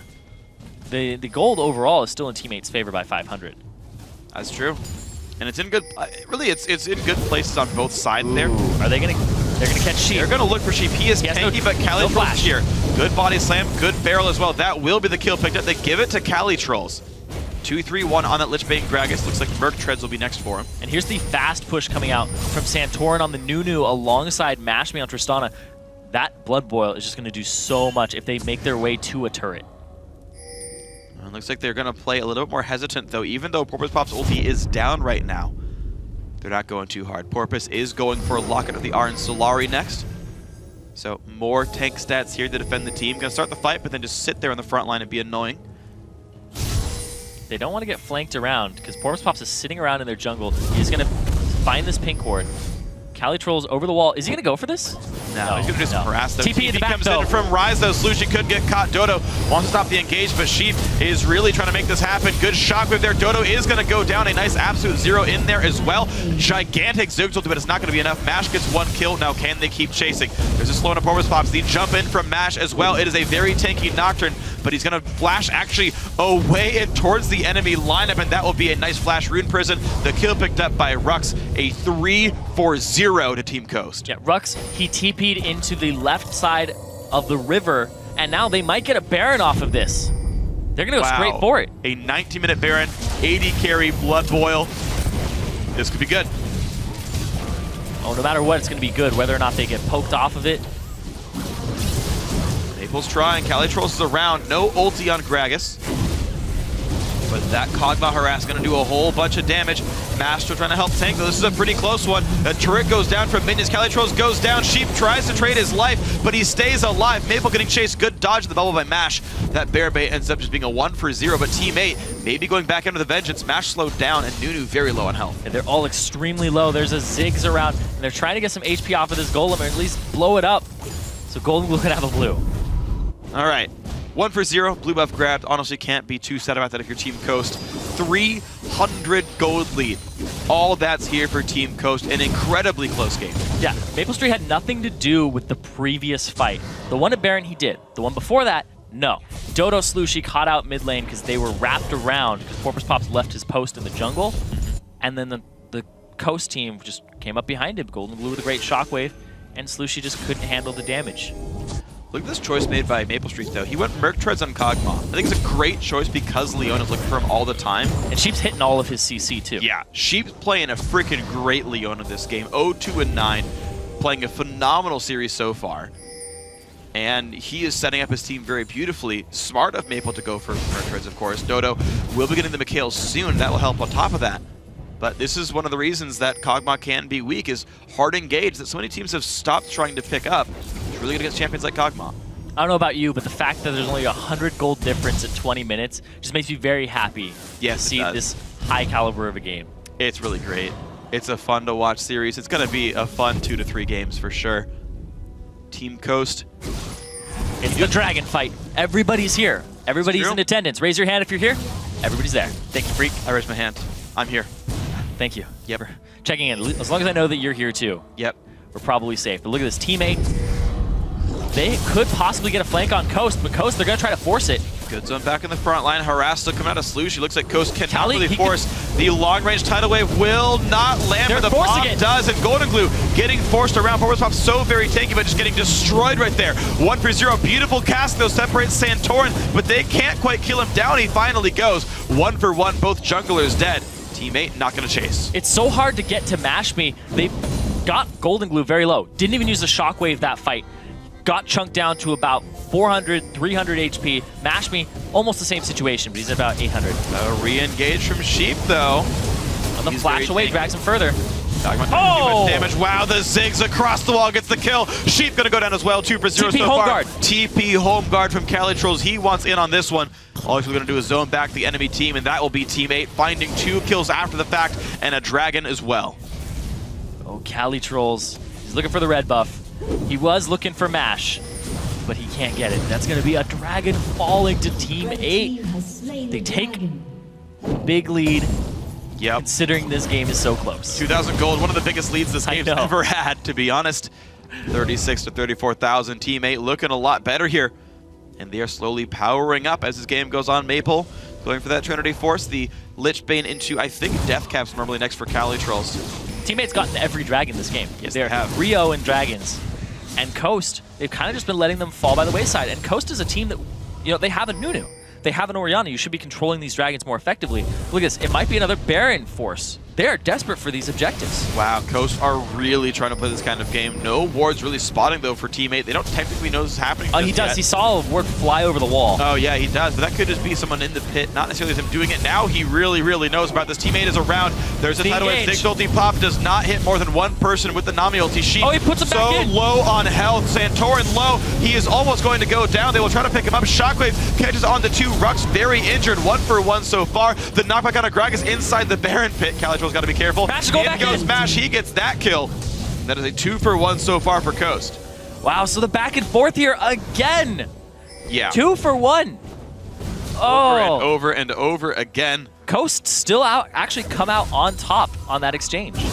Coast have repeatedly been out team fighting. The problem is Team 8 just to have better objectives so far this game. It's what's giving them the gold lead. Is they're getting the dragons at the right times. Look at this. We're going to take another look at that. Santorin just gets caught in the pit. Sheep tries to run forward, but Engage comes out, and Calitrolls decides, you know what, I guess it's time to finally kill Santorin. The ball. Ooh, the positioning of that almost picked up Porpoise Pops as well. But Mash coming back in, saying he's not done with Calitrolls. Of course he's not. Calitrolls, I think, focused too hard on keeping Santorin in the pit, with the explosive cast, using it on only one person, there were better options available to him for team dispersion. Yeah, potentially. Could have made that fight a little bit better for Team 8, but that didn't happen here.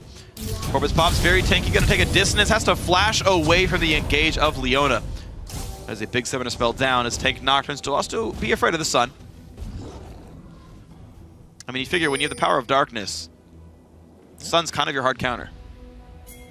Bonus damage? No. No. No sunglass for Corvus Pop, he doesn't need them. Should be a Nocturne that has sunglasses. Just because. Anyway, Rux split pushing the bottom lane, doing Rux things. Rux City. Rux City. Yep. Rux City. No.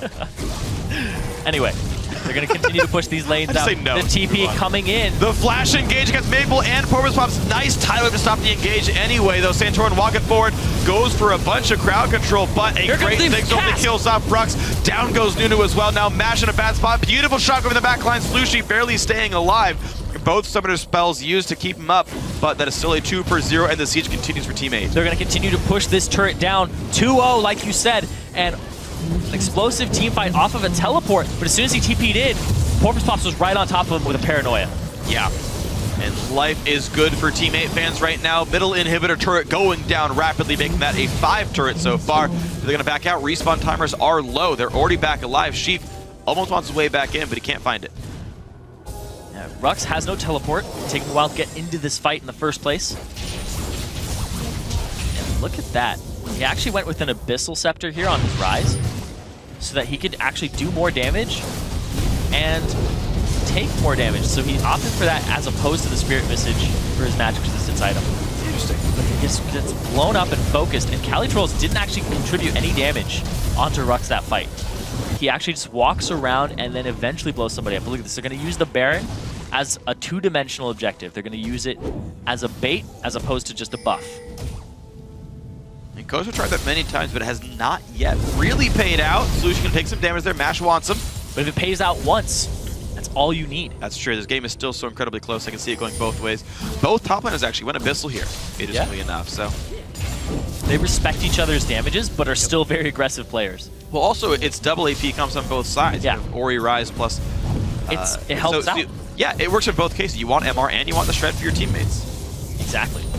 And you want to do more damage yourself. It's just a great item all around in this selection. Yeah. I mean, just like we saw the Zeke's Herald last game with the double AD comp, it's the right aura item to buy. It's a very smart choice. Look at that. Going back to the Baron.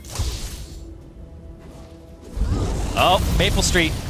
Well, Mash doing a whole bunch of damage. Maple's got to be careful. He just goes for the trade because he knows he can't win anyway. But no, the ulti comes in a little too soon, and Coast don't get the kill just yet. Maple trying to buy some time. Can he get his teammates around? Santorin coming around the wings. That is a long-range solar flare by Sheep to get the kill. And now it is a 5-on-4 on the map. He should not have been there by himself clearing a pink ward. Maple Street is too immobile to be in that position. Absolutely agree. But even still, Coast don't stick around too much. Gigantic wave in the bottom lane. Not really swept away just yet, though. Teammates still get some time to control the wards. Rux is the guy sent to the side lane. Makes a lot of sense. TP's not up, but you still want to send a guy like Rise. Yeah, he's going to clear it out instantaneously. And look at this. Dragon up in 15 seconds. Will this be the 4th Dragon of the game for Team 8? No.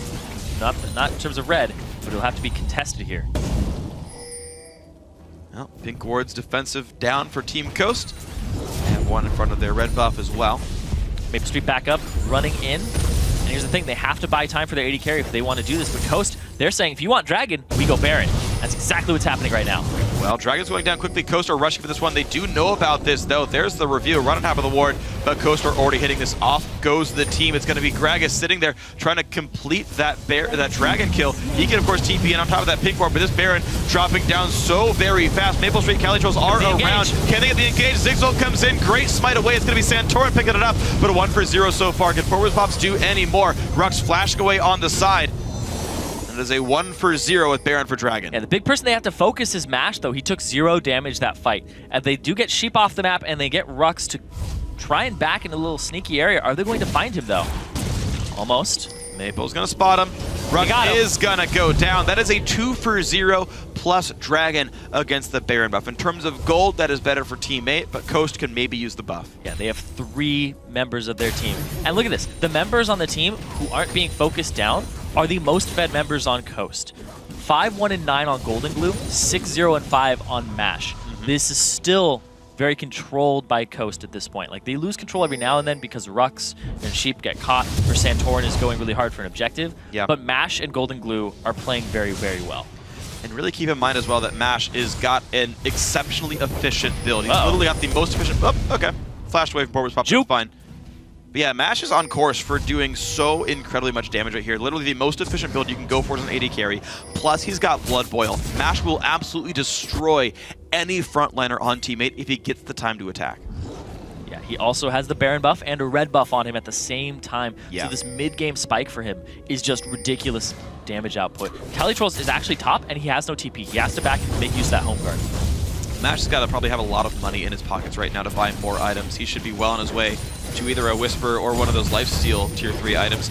Looks like bot lane Tier 2 will be going down. Has to respect the bubble, but MASH can go right back in and take that one down. Very easily grabbed. Face a Mountain Shield just cuz. And now Life is, once again, just fine if you team Coast. Yes, you're down 5,000 gold in this team, but I still feel like they're looking really good. Yeah, and like you said, Coast is going to be the team this is going back to Champion Select, where you said they're going to be the ones going into Team 8.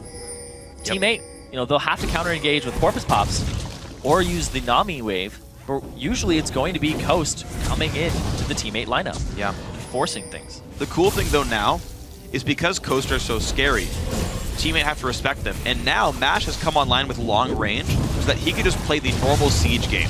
It is very easy to take down turrets with Tristana, Nunu, and Orianna. There's no good way in, and there's a lot of really fast dying turrets. Yeah, they actually completed that turret, or took it down very quickly, despite this being a Team 8 wave clear composition with Ziggs and Gragas.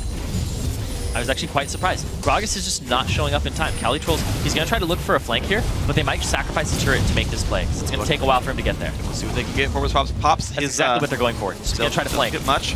Ooh, Gragas is coming around the wings, and Ko says, no, back off, guys. Don't let that happen. Don't get MASH or Golden Glue separated from the team. That would be miserable. Void Staff soon for Golden Glue, and about 1,300 gold in MASH's pockets right now. They could buy and get a couple new items. There's a lot of tension in this game. It's only game 1. Just back and forth between these two teams. You know, we talked about how well Golden Glue and MASH are doing. Slushi's doing pretty well for himself at the same time. Almost 300 CS, 31 minutes in, highest CS in the game, 3-1-9. 3-1-6, sorry. And he's got a Void Staff already. So he's able to shred through people, and his Mega Inferno Bomb is going to hurt a lot. It really is right now.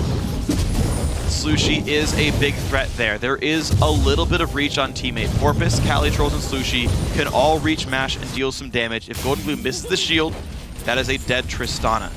She is going for Last Whisper next, so this is the high damage, low durability build coming through. Gets the Vamp Scepter just for the sustain. Yeah, he hasn't needed the durability yet, so he hasn't had a reason to buy it. He's 605. Thing is, but he will. He hasn't fought full AP Slushi in a while. Yeah. So if those spells hit, it's going to be difficult for him. You got a Blue Elixir as well now for Calitrolls, so there is more damage than I think MASH is potentially ready for. We'll have to see. Well, if he gets hit by it, that's the big thing. Yeah. Mostly skill shot damage points. Like, Porpoise Pops will go straight on him, but everything else is skill shot. Yeah. From Ziggs and Gragas. But Maple can reach as well with ultis. Yes, he's up to rank 2 ultimate. It's enough reach where he'll probably reach Tristan fights. At level 16, he definitely will. And they aren't really doing anything with this Baron buff. It was kind of just a stall here for Coast. They got a turret for themselves in the mid, but they also have a naked inhib in that middle lane, so they always have to be careful. And Calitrolls, he's staying out of the group. He's constantly on the sides. He's playing like Rux does. I mean, I guess they play like the same style between the two players. Yeah. They like to just roam around, wait for their TP to be up, and then when it's up, it's like, all right, finally in the fight, but I'm in it at an awkward angle that you didn't expect. Yeah, it's true. We'll see if we can get any more of those cool flanks in. The one thing that surprises me, though, is how little farm Rux actually has. Yeah. 178 CS is actually incredibly, incredibly low, especially when you consider, it's not like Nunu's taking any farm himself. He's only at 58, so very low CS numbers for the Coast lineup in general. That is holding them down in gold a little bit. Yeah, their CS, it doesn't mean out CS'd across the board except for that 80 carry roll. And I guess support too, if we care about that. Kind of, right? Because like a lot of that CS is the face of the mountain Yeah. TP10. That's like. I'm just doing it so nitpickers. I know you're being a troll. Blah, blah, blah, blah. Meh, meh, meh, meh. See, Don't acknowledge their existence. Yeah, Anyway, 20 seconds on this dragon. And is Coast going to go straight up the mid lane? It looks like they are. But that gives them the possibility for a flank here.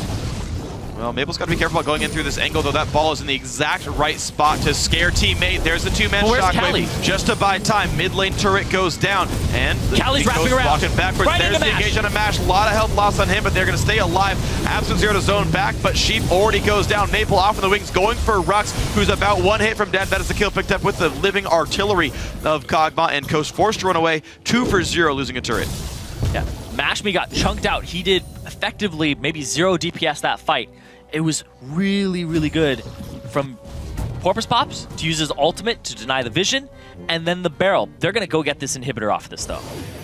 So the risky Triss build does hurt him in the end. Takes a lot of damage to himself. Now picks up the Negatron cloak to be a little bit tankier, but you still got 10 seconds of 5 versus 3. This should honestly be a teammate inhibitor kill right there if they can do it. The ball not yet threatening Kog'Maw very much. Porpoise Pops blocks out the Ice Blast, and down goes the inhibitor. 35 minutes in. Baron's up in 15. Dragon's up right now, and teammate have map control. Teammate, are they going to go straight for this dragon afterwards? Or the Baron? Coast, they seem to be a Baron-loving team. They're gonna go. They might go straight for that Baron from Coast side, though, because that seems like where the pings are, and that seems just like their style. And the TP is coming in, too. This is exactly what they're going for. The Summoner teleport from Rux. They want to try to rush down their second Baron of the game. Half HP already. Teammate are coming in. Couple of these are available. They're trying. Absolute Zero used. In comes Tidal Wave. In comes a Zigzag. But it is a Baron picked up. Sheep goes in, loses his life for it, but Mash is now ready to kite back and try to stay alive. 5 versus 4. Shockwave on the 2. Golden Glue's got to be careful. He does not have Flash, which means he will go down. It's going to be a lot of kills picked up. That is 4 so far for the Baron. Now Mash, the only one alive. In comes Cali Trolls. This could be just a game-winning push right now. They have the Lich Bane. They have a lot of damage here on Cali Trolls, and the fact that Kog'Maw has attack speed, Trinity Force, they will push this down. It might surely be teammate. They've got 20 seconds. Here they go. Gragas leading the charge. Dodo healing up the team. There's the poke. Mash, can you keep your team in this game? Turret number 1 goes down. Turret number 2 goes down. And the Baron call loses the game for Team Coast. Game 1 goes to Teammate. Teammate just gave Coast their second loss in the Challenger Series in months. Yeah. Ever. You're absolutely right. Ever. That is ridiculous. The fact that Teammate, this team that was in a slump for a long time, just came and beat the Summer 1 and Summer 2 champions in Game 1 here. Yeah. I liked their picks. I liked their composition. I liked the way that they played with the TP from Cali Trolls right into that style, and they might have Coast's number. Flip side, though, Coast, I did not like the Nunu pick. Invaded early. Cali Trolls did mess up and give the blue back, but the fact that they delayed the Nunu kept him down. Santorin missed a smite on the Dragon. On the Dragon, yeah.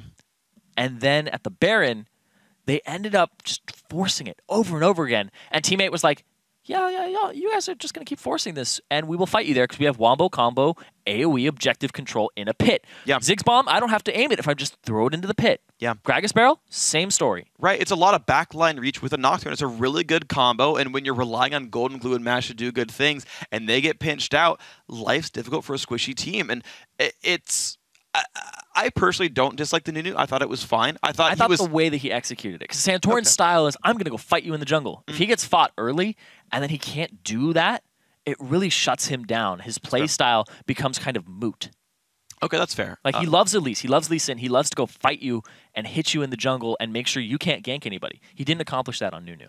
I mean, that said, Coast still had a pretty darn good early game overall. I mean, his teammate played amazing. Porpoise Pops, his score doesn't reflect it. 3, 4, and 9 is not the sexiest scoreline, but I really feel like he was the only reason teammate got as far as they did, and then those 2 Baron catches were amazing. But he made everything happen in the early game. Every single ult turned into 1 or 2 kills. They turned into dragons. They turned into basically everything that teammate ever got for the first 15 minutes of that game. And that was all due to Porpoise Pops being awesome and the team following up. And then it was just backline reach, killing off the squishy backliners. Mash 6, 1, and 5. Finally went down at the end there, did whatever he could to carry the game, but there just wasn't enough for him. Yeah, Mash getting his final death in the final seconds of the game. Yeah. And I want to keep touching on that Nunu pick in Santorin. He had the highest kill participation on his team. Yeah. Right? 15 of the 16 kills he was involved in. But the thing is when you're Nunu, it's not really the kills, because you're not going to be ganking people early, right? It's more, can I get the objectives? And every dragon went over to Team 8. That just tells a story in itself. That's a completely fair point. And you're right, that did happen. Coast did not have, I think, a single good dragon or baron fight this entire game. The battles around the objectives did fail. You're absolutely right about that, and that one I'll give you. Yeah, I mean, Santorin, if he can find other ways to do good things, obviously he did fight well. But yeah, that ended up being a difficulty. Rux as well, honestly, for as much respect as Rise has been getting this tournament, 2, 7, and 8, only 178 minion kills in a 36-minute game. 5 CS per minute is a really low mark. And honestly, he didn't have a very good game. And I think that was actually part of it, is you're supposed to have this tanky-ish front line of Nunu and Orianna shields and Leona and Rise that just sit there and churn out damage, and Rise blew up every time. Yep. I think that was really big to me. So I think actually of all these things, it's because I didn't notice him. Rux didn't do anything. And I think that's the thing. That's the guy I want to see turn up better performance. He didn't get tanky. He didn't. He didn't manage to turn on basically at all here. So guys, we're going to have one more quick commercial break in our immediate future. When we return, Team 8 and Team Coast hit the Rift for Game 2 in this playoff match. Stick around. We'll be right back. There's the engage. Beautiful shockwave, but an even better shockwave means it's 1 for 0 so far. Turret goes down, in goes Mash, and they're picking up a whole bunch of kills. Bashif is really trying to make this happen. Good shockwave there. Dodo is going to go down. A nice absolute 0 in there as well. Santorin low. He is almost going to go down. They will try to pick him up. Shockwave catches on the 2. Rux very injured. 1 for 1 so far. Santorin walking forward. Goes for a bunch of crowd control, but a great thing only kills off Rux. Down goes Nunu as well. Now Mash in a bad spot. Beautiful shockwave in the back line. 5 versus 4. Shockwave on the 2. Golden Blue's got to be careful. He does not have flash, which means he will go down. It's going to be a lot of kills picked up.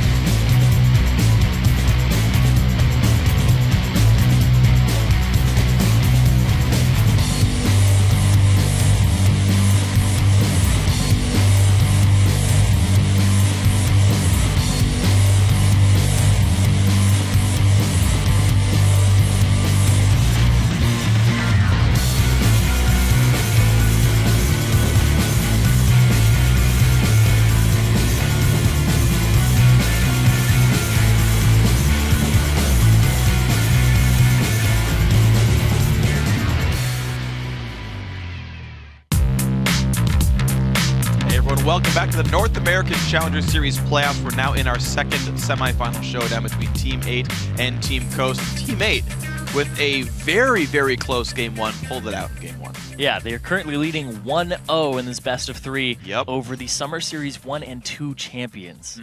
These guys clash heads all the time for kind of climbing up that hill. Who's the best challenger team? Yeah. And the thing here, too, is if Team 8 actually wins, and let's just hypothetical situation, right? Yeah. They win, they go to the finals, teams are still going to fear Coast. Yeah. If they end up in that third, fourth place match, and it's like, oh, Coast is number 3 behind Curse Academy and Team 8. You're like, no, they really aren't. This is a very, very strong team strategically and individually skilled, but it's going to give a lot of deliberation to the challenger teams. Right.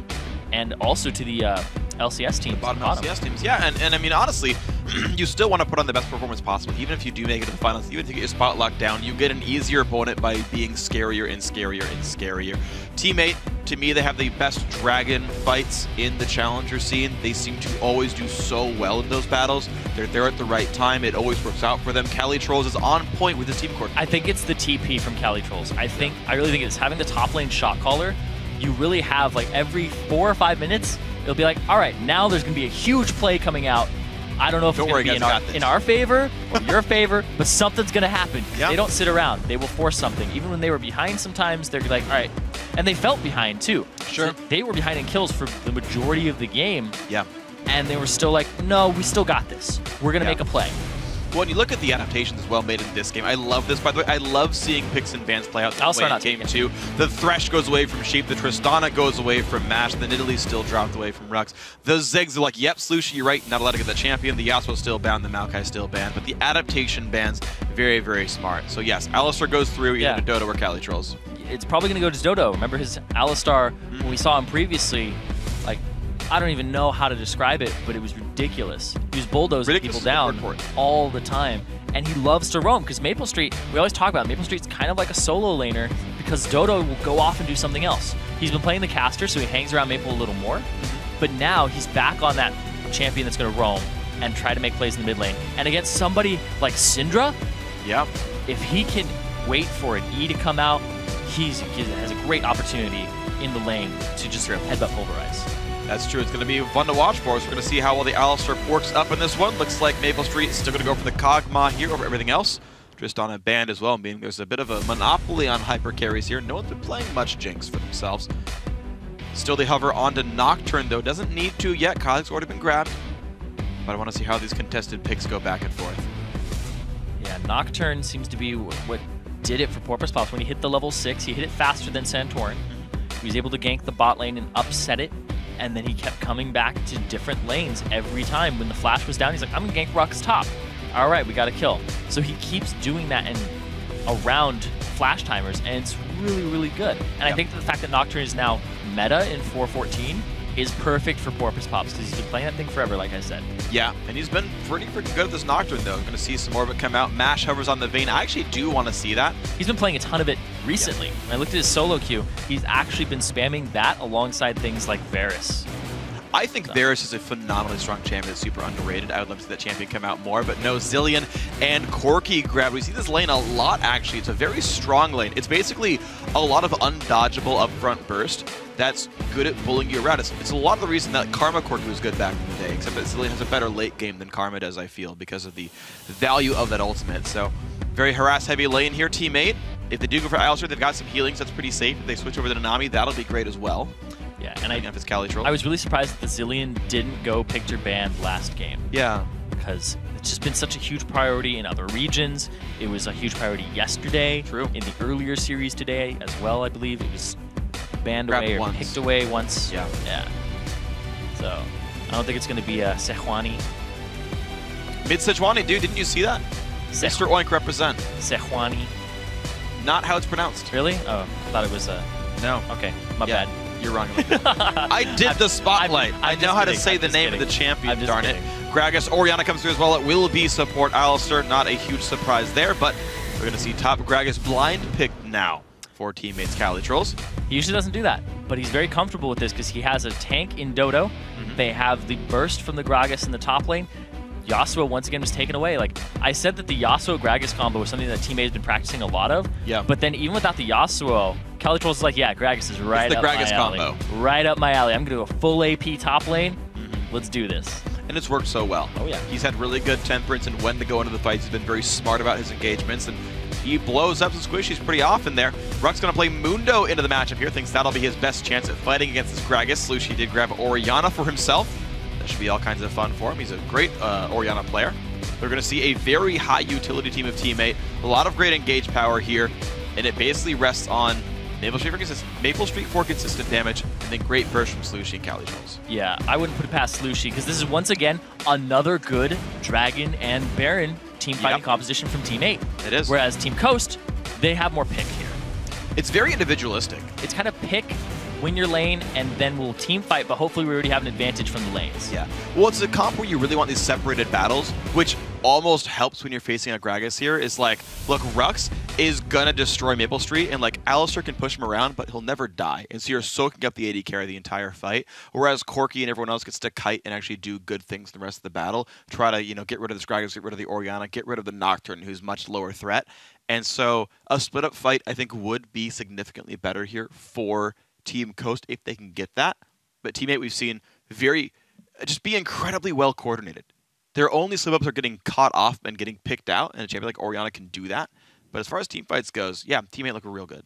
Yeah, and I'm looking forward to what Team Coast do with that Syndra pick on Golden Glue, because these guys, we saw they love to camp that Baron area, sweep it out, deny vision. Syndra's fantastic at that. Yes, she is. EQ somebody or QE them, and then blow them up right afterwards from Fog of War. Yeah. It's a really good strategy, and when we saw them play against Curse Academy, I think we saw a bunch of charms landing from Fog of War, I believe. I don't know, was that Golden Glue? No, that wasn't Golden Glue. That was ManCloud who was doing that. Oh, right, yeah. So back it's in the basically the same concept with the vision control that you can execute. So we're going to see what happens, though. I mean, they did ban away the Thresh from Sheep, but basically a Syndra QE is about as strong. So you have to respect the brush of Team Coast. You got to respect the Dragon plays of Team 8 here, because they basically won the game for them in Game 1 here.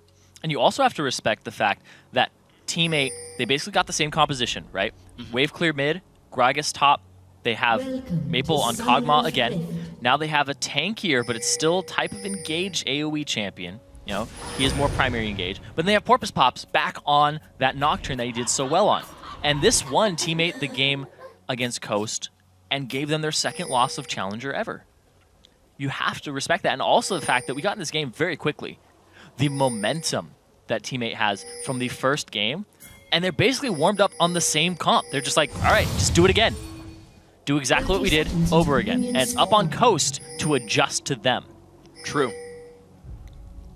We'll see if Coast has made the adaptations properly. The removal of Ziggs, really the only major change they made here. Dodo now getting his Alistair. Should be a bunch of fun to watch. He's been great on this champion. They know where the wards are. Those wards have taken one hit, so everybody's well aware of the situation that's happening. Maple Street, on the other hand, he's guarding from the flank. Let's see what we've Minions got. have spawned. Minions spawn out, and honestly, no real invades happen. Just some ward games. Looks like these teams should be pretty well aware of the jungle starts on both sides. They're going for a late invade here, though. That ward's actually going to time out. They're going to see it time out. And now Rux is just standing by. He has the body slam ranked up first on Cali Troll's side. Rux just Out by Rux. bodyguarding. And it's not going to be the red invade here. Now, by process of elimination, Team 8 does know that it was a blue buff start for Santorin. And it's actually pretty easy for Coast to know the same thing. They've got that same trinket ward over the red buff. So jungle starts known on both sides. Is that going to mean much for those level 3 ganks? Yeah, they'll have to know the timers. They'll have to know the positioning on the maps for those around the 3 minutes and 30-second mark. But mid lane is always an option and the same distance away. So they could meet. We'll have to see. Okay. Team 8 up one game. If Team 8 wins, they guarantee a spot in the 2015 Spring Promotion Tournament. Yep. It's an LCS team, and they are that much closer to an LCS dream. And it's something you've been talking about for a bit, but I think now that they're so close, it's so relevant. You were talking about Cali Trolls. Enrolled in school this semester, he didn't know if his team was going to make it to the LCS. They failed in spring, stayed together, added Porpoise Pops, and said, we're going to do it in summer. barely qualified for the playoffs. Yeah. Barely win their quarterfinal match. And now they're 1 X's away from it all being worth it. I talked to him. Cali Trolls, regardless of whether or not they make it to LCS, he is not going to be on the team. Really? So if they make LCS, he will not be on the team, sadly. Wow. Yep. That's going to be hard for teammate, though. He's been so good. He is the shot caller for the team. Yeah. And their shot calling has been freaking amazing. He wants to get them to the LCS, though. He wants to leave the team on a good note. He wants to get them there and know that he had that option available to him. And hell, maybe he'll take it. You never know. People change their minds all the time. I feel like when LCS stares you in the face, you're like, you know what? Remember when people want to retire? Let's play in the Yeah, remember when Saint retired? Yeah. And Hotshot retired? But Oh, here we go, the flash engage. Sheep gonna take a whole bunch of pain right here. 100 health left on Maple. him. He flashed the wave. First blood goes to Porpoise Pops. The time bomb does not kill Maple Street. And we're already at a 1-0 for teammate. He had to heal himself there for just enough HP to survive. I don't know how. I think he was waiting for the ignite to tick off. So that He was still on him. Yeah. But it just wasn't long enough, so he was just like, all right, I have to do it. Yeah. And he did it. And it ends up with first blood going over to Porpoise Pops off a great gank. Porpoise Pops has really stepped up this whole last 2 days. He's been absolutely great. So the very obvious level 3 gank in the bottom lane works off a flash pulverize from Dodo. And teammate now looking good to maybe 2-0 this game. It's too early to tell, but it's already a good start.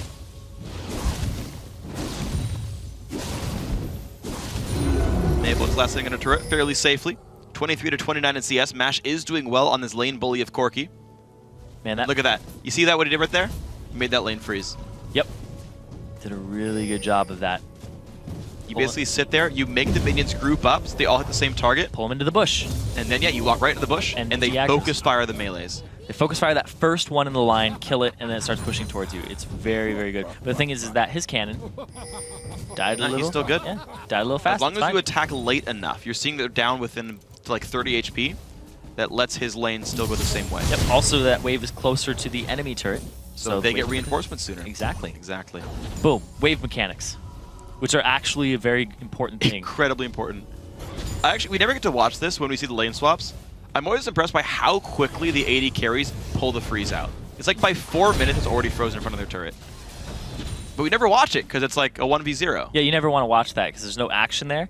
But if you are able to watch these games very closely, you can just kind of watch their mini-map movement. I know it's not exactly what you want, but it's always great to see. One of these, we'll just have the spectators do it for us. Yeah, one of these days. But then you'll just be like, why is he watching the lane? Blah, blah, blah. Whatever. You do it like once a month, right? Or you have the color commentator just do it on the laptop and be like, okay, well, You know what, Freak? Why don't you just make a YouTube video? I should do that. actually. That's a wonderful idea. Here's how you freeze in a lane swap. I think it's a great idea. It's so effective in solo queue when no one lane swaps. Yeah. It's really useful information for our audience. I know, I know. All the solo but queue they will players. they will understand competitive play better That's true. in that regard. It is very difficult to pull off sometimes. To be fair, this was useful in a 2-on-2. Mash just did it off the recall Yeah. and said, yeah, you're going to miss like 2 waves. Did you know, when you force a recall, sometimes the best thing to do is to not push the wave in and let it stay frozen, and you will lose more of your own minions that way than pushing into the turret. Yes. In fact, sometimes you get a kill, and the best thing to do is immediately recall and show back up to a frozen lane. Yeah. Instead of pushing. out, instead of doing anything, killing a single minion, you're just like, out. Yep. And Porpoise Pops, he's actually in enemy territory. Ooh, spell shields the stun, but it's not going to be Ooh. enough. Ulti comes out, Santorin flashes in, Q's going to go, Ignite gets the kill to gold. Here's blue. Lucy, though. And the shockwave Double. catches 2. What a beautiful ultimate. Santorin does not have flash. He goes down to the Cali Trolls ultimate. Rux's TP might do something. He will slow Cali Trolls down. Now can Golden Glue do enough? He lands the stun. He lands the slow. Cali Trolls body slams, flashes the wall. 1 for 1. Sheep showed up. You want to know an unfortunate story about that? What? Double buffs wore off of Santorin right before Cali Trolls killed him. Oh, man. I think like Or fortunate if you're Coast. literally half a second. Wow. Oh, sad life, sad life. Well, Gregus ulted late. Should have done it sooner. Yeah, it's absolutely It's true. all your fault. We'll have to see what ends up happening here in this bot lane because they're just trying to zone Sheep off. He's going to have to go the long way around. Gives him a little bit of pressure. Yeah, it's going to leave Mash without any CS for a little while. Equalize the lane ever so slightly for Maple Street's favor. Porpoise Pops is going for this same build again. Oh, did he get blue? I think he might have taken the blue by accident here. I think it might be a Oh, no. particle bug. They both because he doesn't have the buff in the bottom left corner. Yeah. That might be a spectator bug. Ah, He died. permanent, on Slushie. permanent blue porpoise pops. I saw it with Orianna Ball once. Oh. There was just a command protect circling around the entire time. Yeah, yeah, he doesn't actually have blue. I was like, what? See, you can't fault me for that one though. No, I can't. No, I was like, oh, he has blue. Nope. No, he doesn't. All is well. It's okay. Porpoise Pops. Not really much of a change regardless. Dodo and Maple Street chilling in this bot lane. A little bit down in CS still. And to be fair, they only got assists on that kill. This lane is really not tipped that much. It's just on Porpoise Pops who's really got that gold lead. Cali Trolls, he has his explosive cask available again. Doesn't have his TP. Neither does Rux. They both used it to try and show up. Yeah, about the same time. Dragon is available. Now, Dodo did invest in early boots, so there's actually a lot more sort of zone of control given, because you have to respect any time he might, like, walk forward and WQ you. Oh yeah, Pulverize, so his sphere of influences moves a lot quicker towards you. yeah. So that he can get in and use the headbutt pulverize. Yeah, I would say his sphere of influence has a radius of about 8. Because it's in the name. It was, it was a team name pun. Okay. Those, by the way, are not low class. It's only player names. Why isn't Porpoise Pops 8?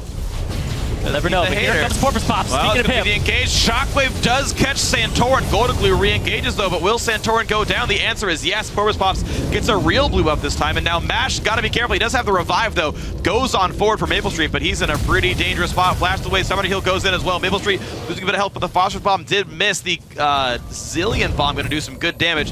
His Phosphor Bomb had hit, though. That could have been a kill right there. You can see Dodo now getting slowed down. Good damage coming across Sheep. One shot from dead, but Maple does not have the mana to do so. They will just trade back with no deaths. And Porpoise Pops, he's actually making his presence known down bottom. He crosses a ward, so they do see his route, and that's going to force Coast's bottom lane completely back. That's fine. Porpoise did not have the ulti anyway. Used it effectively earlier. He did, absolutely. It was a great fight in the mid lane. Dodo's going to use the Relic Shield charges for some gold and some sustain, but this will be a lane push into a likely recall for Maple and Dodo. Golden Glue missed his EQ, or his QE. I keep saying EQ because I'm like, oh, Jarvan, EQ. Yeah. Missed his ball. Inverse Jarvan. Missed his ball smack. Scatter the weak. There you go, scatter the weak. And was able to make an opportunity for Team 8. The ward's coming out around the dragon now. I feel like we should rename Scatter the Weak into Assorted Days. Assorted Ah. 7 to be specific. I gotcha. All right, here's the dragon. It might be Coast's first dragon of the series. And they are trying there. Santorin losing a fair bit of health, though. 1/3 HP Dodo's on Dragon. got Moby Team boots, 8 though. are around. No teleport, so it's a 4v4 straight up. Good stun to Dodo. Good damage comes through. Shield keeps him alive. And now Porpoise Pops goes for the smite. He does get it off of Orianna. And now Santorin has to jump away. Mash half HP as well. Maple has a bomb on him. They scatter. And life is okay. Teammate get Dragon. They get out. Another dragon to Team 8. Santorin was about half HP. The fact that Dodo also had Moby Boots was really big there because he was able to zone for a long time. He didn't have his ultimate, though. So he didn't have that extra AD when he punched Santorin. Might have been enough. Could have just barely been. Yeah, it would have been really close, but not the case here. Dodo kills away a pink ward. Slaps it with his cow. Pause the flash engage. Slushie forcing the flash away from Golden Glue. All right, give me yours and I'll give you mine. All right. That's how it works. And life is equal one more time. Dodo kills another pink ward. That's 2 in a row. Yeah, Dodo, he loves to roam. That's exactly what the Moby Boots are for as well. He has so much pressure on this Alistar. His Alistar, every champion I've seen Dodo play, I am most impressed by his Alistar play. Yeah. Like, hands down. Like, his Braum is pretty damn good. His Nami helps Maple Street so much in lane. Yeah. His Alistar is just game-changing when it is on the map. Yeah, but he's home on the range where the deer and the antelopes reign. Roam? Roam, whatever. I almost got that one right. Yeah, it seldom is heard. Discouraging word. Except on this cast. I make fun of you all the time. Yeah. And Freak is just mean all day. Darn right I Anyway. Alright, anyway, Porpoise Pops, he has his ultimate available to him. They know that Golden Glue's flash isn't up. Are they going to make use of this? Let's see. So far, Nocturne waiting in the wings. Porpoise Pops does have the ulti. Blue Elf gonna go teammate first. No Shockwave in the mid lane, but there is the ability for Golden and Santorin to make a play. Look at how many damn wards Slushy has in his inventory. He's maxed out. Yep. He's like, I'm gonna get a pink and 3 greens. Best mid laner NA. Yeah, I mean, vision controls is so darn important, though. Even with Dragon down, though, this is what I do like, is you keep the vision control up all the time. They're respecting the Santorin ganks quite a bit. Lizard Elder done. Wards in inventory. Santorin can do a whole lot of damage to his enemies. Walks right by a ward, though, and they know there's no gank possible. So I talked to Santorin about Kha'Zix for a bit. He maxed the W, but he likes evolving the E first for the increased range and also the resets. But no time for that. Good damage into Sheep, and they go back onto Mash, but Maple's got to be real careful. They know he cannot win the one-on-one because of the Zillion ulti. He's got to get out of there. The Time Bomb's going to pick up the kill. Maple and Dodo, I don't know if they're going to get much for this one. The passive is going to hit some good damage on a Mash. He gets hasted away. In comes Santorin, in comes Porpoise, lands the Q mid-flight. That was a beautiful shot by Porpoise Pop. He's going to get the damage killed in, and Calitrolls turns it around on a Zillion as well. 2 for 1 so far. Dodo, great flash, but Santorin's going to get that kill. Gets the reset, jumps away. Actually does not want to go through Orianna in the Dragon Pit. Porpoise Pop's going to get another fear. There's the Command Protect. There's the Shockwave in as well. Slushy gains the kill. Good fight for teammate. Wow, they come out on top of that. It's a 2.5k gold lead for him. Rux, he's pushing top again, but Cali's got a kill. Rux gonna get a turf for this one. It was a 3-2 overall. For what it's worth, it wasn't a giant kill swing in teammate's favor. Losing a turf for that isn't necessarily that great for teammate. Yeah, but at the same time, Calitrolls is going to push that bottom lane. He has Sheen. The question is, how much damage can he get off on it? Probably a lot, to be honest. Ooh, he doesn't got minions just yet, but the new wave? Nah, Corki and Zillion are too close. They're there already. He's almost out of mana. This is actually very dangerous for Calitrolls. There's still... Zillion, it can't get a range to slow him. You can't get it. There is a flash from Mash. He's just going to poke him down, and there's finally the slow. Dodo coming around with the roam. Ooh, no headbutts him into the team. Golden Glue's got to be real careful. TP comes in from Rux. Can he turn the fight around? Slushy down to half HP. Somebody he'll use. Dodo gets the kill. Now Rux in a 1v2. And Santorin is coming by, though. Slushy does not land the W. Nothing picked up. It's the collapse. Dodo with the roam, making a game-changing, just a headbutt pulverize in the mid lane, and now it's forcing Coast to group up. That's true. Now they're going to scatter again because they saw Dodo not sticking around in that mid lane. Yeah, and honestly, they're 2 minutes early. They have to react. Yeah, but they're 2 minutes early for Dragon anyway. There's not much to do down there. Boy. Slushy, half HP. Shockwave will catch Mash, but in comes Santorin. In comes Rux. Dodge as well, but not the other. Great shield and a better barrel going to keep him alive. Calitrolls in the right spot. Maple Street up top. These are, by all means, not standard lanes at this point in the game. Everybody is everywhere. Dodo's roaming. Maple Street's top. Cali's bottom. They rotate pretty damn well. I like this a lot, though. Dodo and the rest of teammate really controlling the correct side of the map, though. They can bully this Mundo around. They can take control of the red buff. They're the stronger team right now. There's no Dragon up anyway. Use this minute to go play topside. Yeah, they're going to do exactly that while the pressure is on that turret. Calitrolls, he's going to start up this red buff. Corpus Pop. That's secure. Going to get it for himself. Nice pink ward to allow that to happen. Yeah, and look how far back Rux has to play. He knows he's a threat for a dive. He has to hide away. Babel can push the top lane very easily. Yes, Mash and Sheep will equalize, but I still think this has the makings of more advantages for teammate. They can keep going up there. Yeah, there's 40 seconds on that dragon, though. So if teammate want to keep that little theme of they've gotten every dragon this series alive, they're going to have to make their way down there pretty shortly. Let's see, wave clear still happening for Golden Glue, who has been much less remarkable this game. The ultis have not been landing on low health targets. He's been kind of ulting defensively. He had the one turnaround killing the Nocturne earlier on in the game, but otherwise Golden Glue hasn't been getting very many good setups. It's been Slushy and Porpoise Pops picking on him over and over again. Sheep just backed, and there's 15 seconds on that dragon. He's going to have to rush his way over there. He has Moby Boots. They'll be over there just in time because there's not a whole lot of damage on teammate just yet to take it out. War coverage on both sides. Dodo tanks a cleaver. Looking for the fight start. Calitrolls off on the right. He's pinched them in.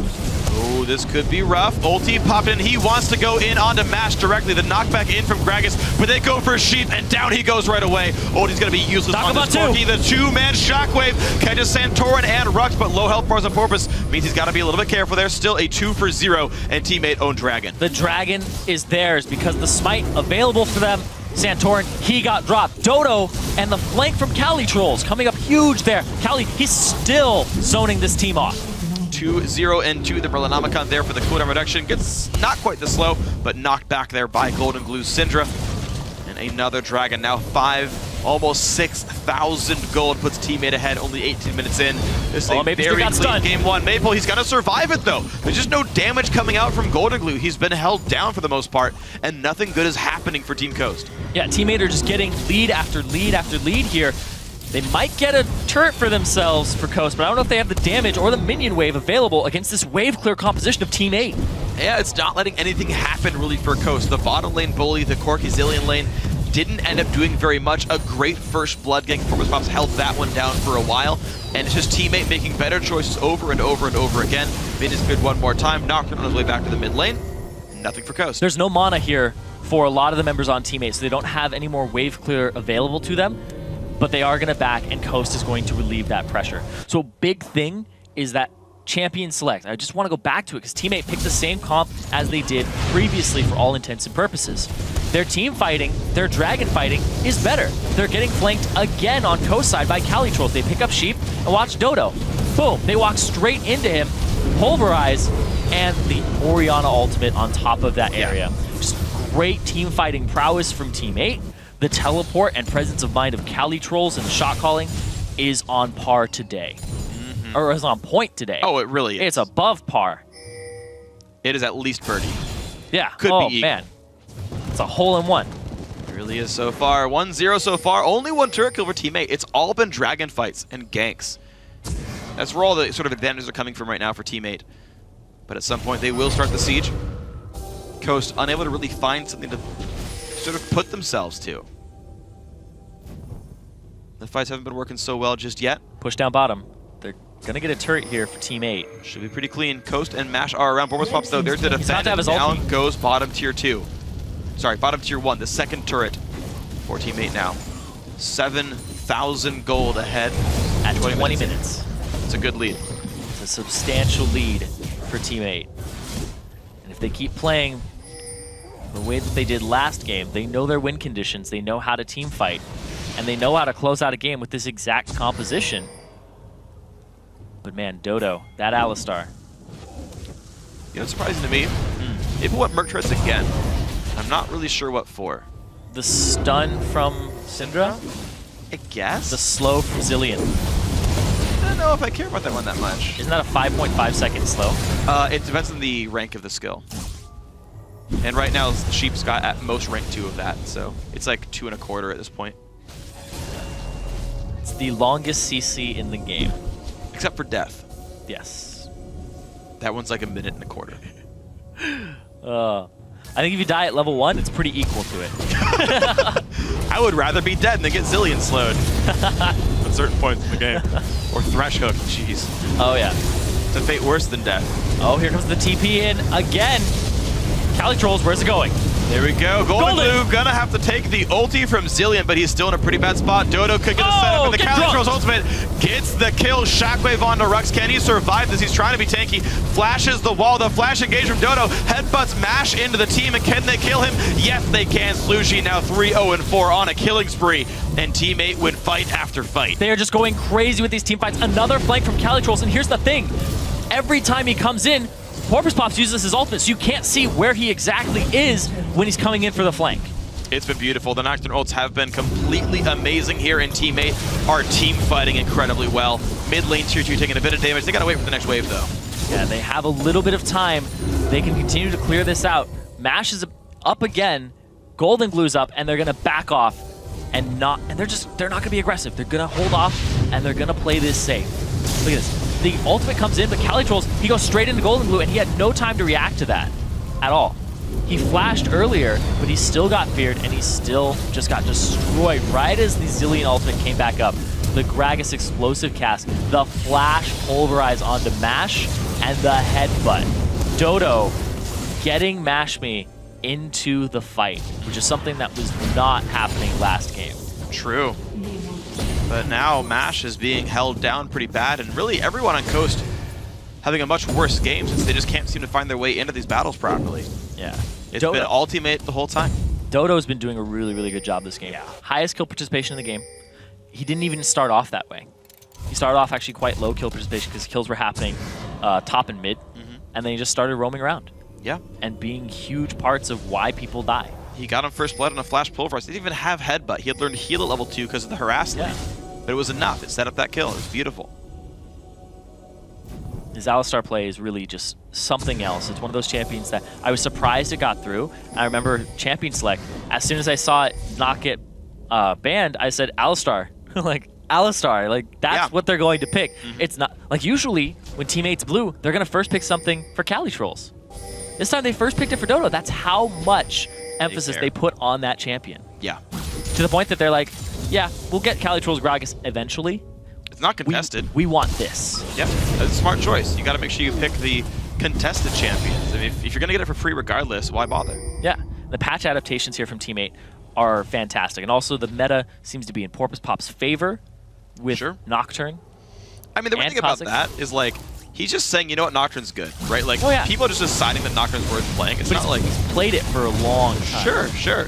But the thing is when you nerf other junglers, like That's true. Lee Sin, Elise, Evelyn, these junglers that haven't been touched, like Nocturne, it's like, oh, he's still at the same power, and he was kind of relevant before. He's comparatively stronger, yeah. I get that. I'm just not a believer that you have to play in meta to play well. Yeah, like, Greg is out of the meta, and that's perfectly fine. I'm just saying, like, I'm just saying that when you go outside, or the meta kind of swings into your champion pool just completely, you feel a lot better about these picks. And the reason that they're meta is, I mean, there is a reason for it, right? Like Lee Sin no longer having attack speed slow, Nocturne very attack speed based, you bully around early. There's a whole lot of things that go into these things. All right, well, but anyway, Teammate looking pretty great so far. Maple Street on his way towards his build as it advances. He's looking decent. Mash, definitely buying the wrong item in a Last Whisper now. No reason to buy that item next, but that's okay. I forgive you. There really isn't any armor on the enemy team either to warrant the purchase of the Last Whisper. Nor any physical damage spells to multiply, really. It may not be a Last Whisper. He may be going for Vamp Scepter and... Vamp and towards Eye Edge? That's true. He could. It is possible. He could. That's true. I mean, we saw a dagger earlier for Zerk Greaves, and then it turned out to be second item IE, so... Yeah, no, you're absolutely right. We'll have to see as time goes on, though. But it's still a 10,000 gold lead for Teammate. They slowed the game down for a time. They went back and got ward control. You can see a lot of wards have gone down. You've got 3 pink wards left-hand side, another pink ward in the bottom right in the river. Just incredible green ward coverage everywhere. Sheep's got to be real careful. Shockwave catches him. Down he goes. Solo kill for Slushy. And Baron is well under control for Teammate. Sheep bringing out the Zillion. I believe this is his first Zillion game that we have seen from him in the Challenger Series. Yeah, it is. I don't know how practiced he is on that champion. It's very different than his usual engaged style of Leona and Thresh. Yeah. Like, I don't usually call things like that into question, but it's a new pick for him. And the fact that he has no safety, it's extremely squishy. You don't build tanky on that. Yeah. And we've actually seen how new he was to the champion. I think back to that first big dragon fight where Cali Trolls and Porpoise Pops kind of isolated the 2 bottom laners of Mash and Sheep. Sheep ulted Mash at like half HP, and he was under no threat really at all because he got knocked back by the Gragas ult. And then Sheep went down right away because he's like alone with that ulti on. And it's like, wow, that was a really premature Zillion ulti. I'm definitely very unconvinced by Sheep's Zillion. And again, we're going to see both of these teams either tomorrow or the next day in the 3rd place in finals match. And Sheep and Co, I mean, they're looking really bad in game 2. They're going to need to win the 3rd place match to make it to the promotion tournament. Well, they better turn it up tomorrow. Yeah, LoLPro currently waiting in that 3rd, 4th place match for whoever loses this game. And Curse Academy waiting in that 1st place match. Yeah. But whoever wins this, they're going to be happy because they'll get that 2015 Spring Promotion Tournament spot guaranteed, and they won't have to play another match with their lives on the line, their LCS lives. That's true. But still, you get to inspire fear in your opponents. That's always a good thing to do as well. There we go. The stun. Taking a little bit of damage. Slushy, gonna get hit pretty hard, but here we go. The battle might begin Gragas anyway. from behind. Fear comes in. Yeah, there is the flank on Gragas. It completely zones out the back line. Sheep has to ult himself, which means Golden Glue is available for Porpoise Pops. The stun's gonna land, but the fear is still there, and Rux finally does go down. The tank stats wear off. Porpoise Pops will maybe get the chase kill. Yes, he does. Assist from Slushy. 2-0 so far to Teammate. They go for Baron. They go straight for that Baron. Cali Trolls, every time he TPs in, it even takes me off guard as a caster. I'm just like, where's he coming from?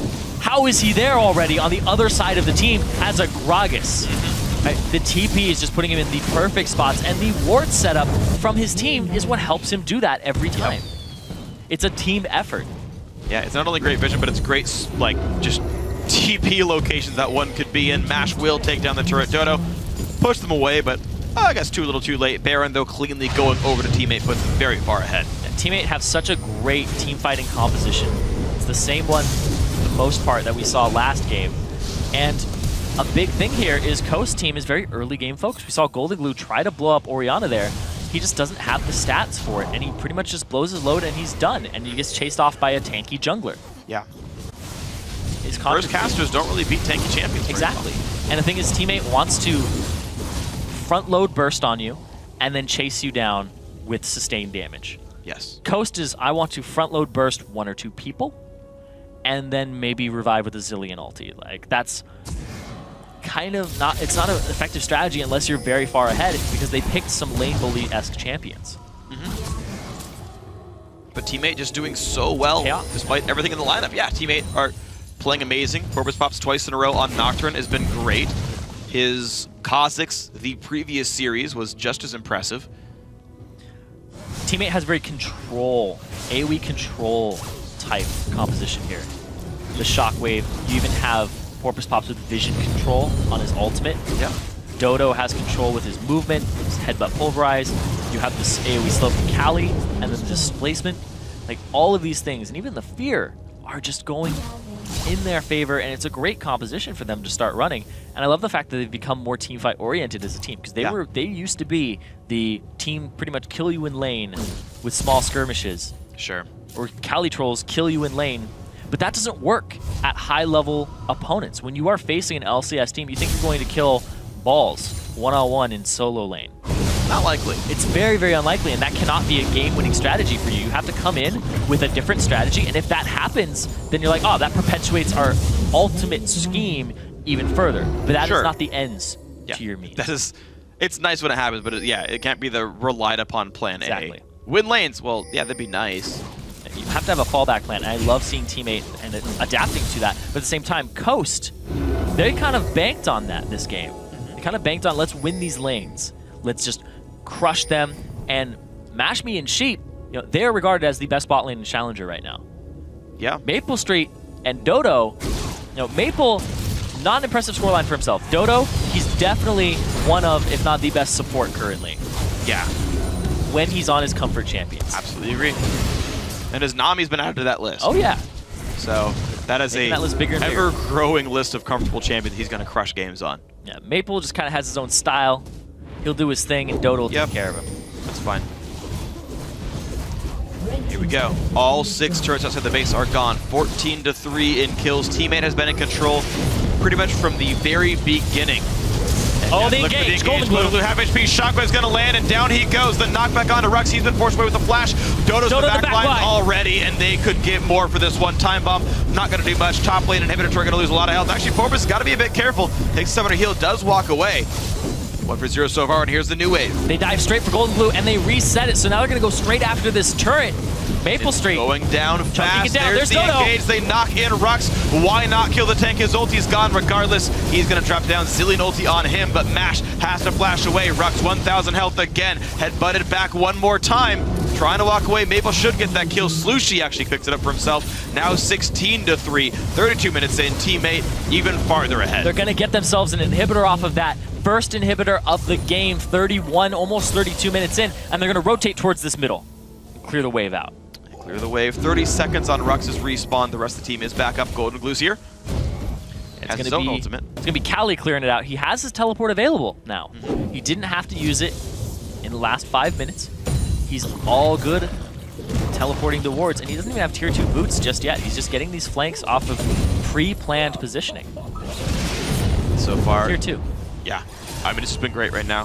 Teammate have done everything right. 17,000 gold lead.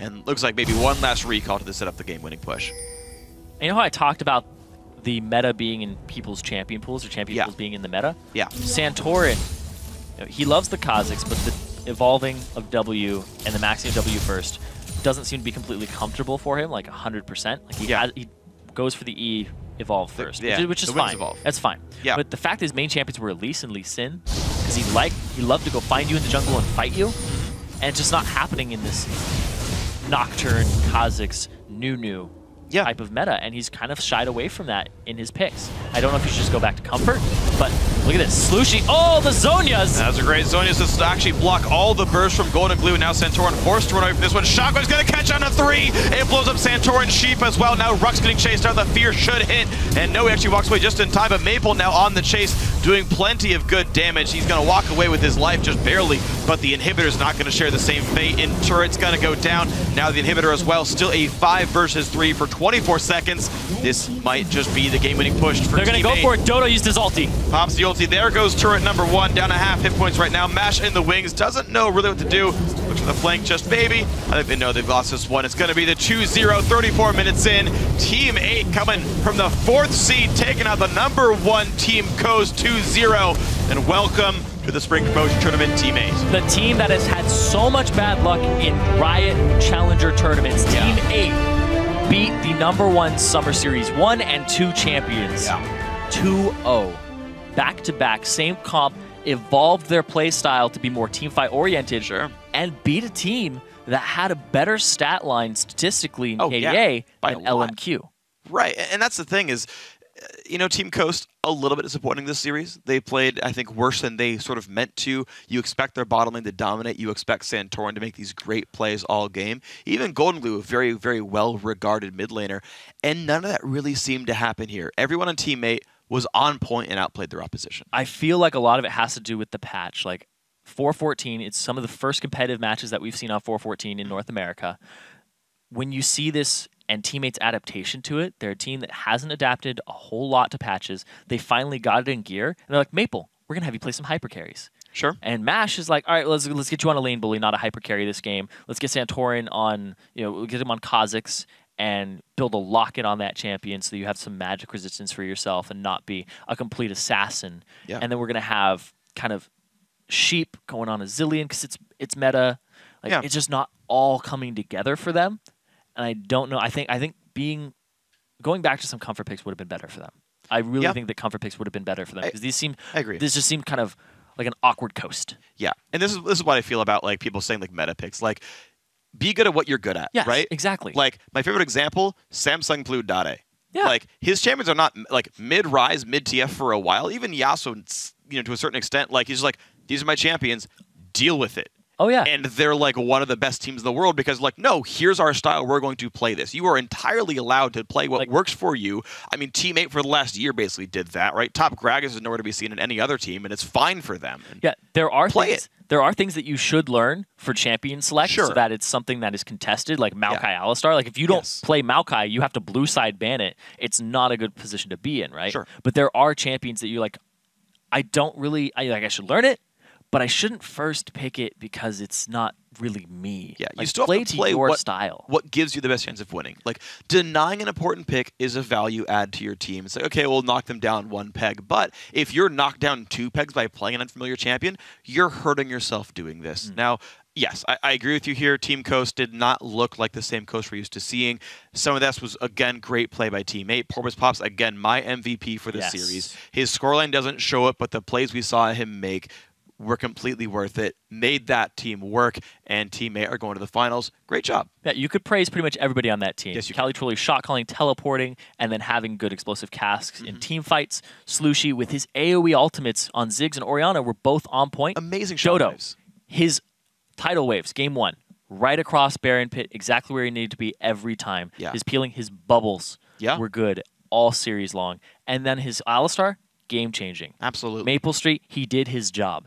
He did what he had to do. Like, sometimes you sit there and you're like, I will just allow myself to be carried.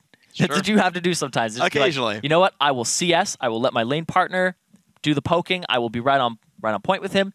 I will be a distraction. Yep. And Maple Street, he's not like a super flashy player this series. No.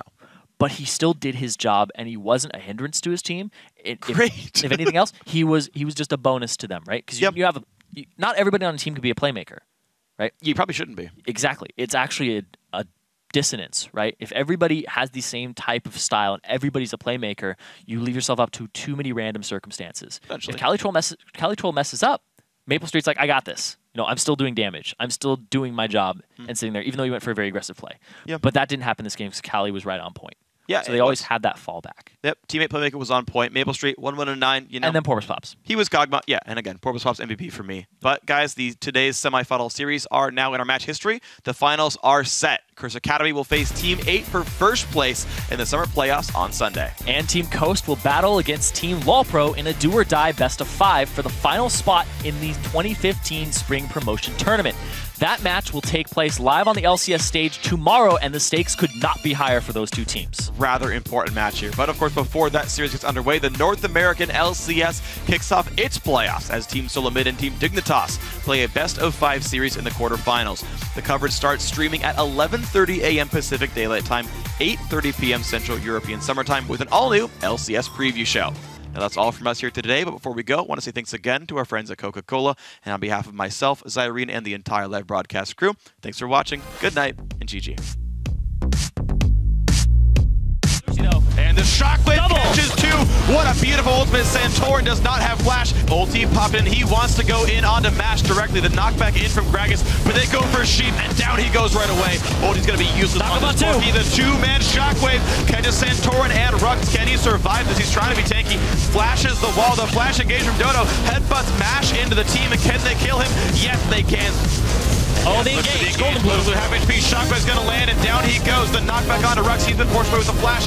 But look at this. Slushie. Oh, the Zonias. That's a great Zonias to actually block all the bursts from Golden Glue. Now Santorin forced to run away from this one. Shockwave's going to catch on to 3. It blows up Santorin's Sheep as well. Now Rux getting chased down. The fear should hit.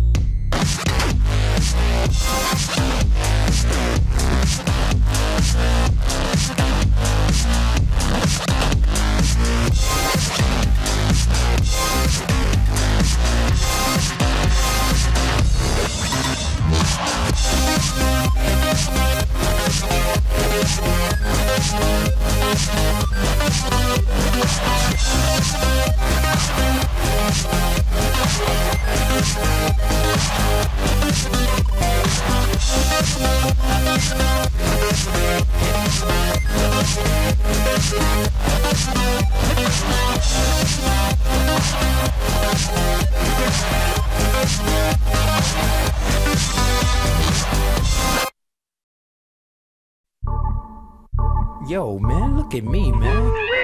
I got all the jewels. Look at my shoes, man. I'm sharp. Man, I look good. I look good. I look exactly the way you wish you could. I look good. I look good. Come on. I'm in love with a girl that I call old school. Sipping on my brandy, I'm feeling brand new. Got the feather in my hat because I'm just that cool. You peeping at my alligators bent kinda slew. They peeping at me pimping cause I got all the game. And even if the day changed, it's all the same. You rolling up the block, but you in the wrong lane. You hating on a brother, man, you must be insane. I look good. I look good. I look exactly the way you wish you could. I look good. I look good. Come on. I look good, I look good, I look exactly the way you wish you could. I look good, I look good, come on.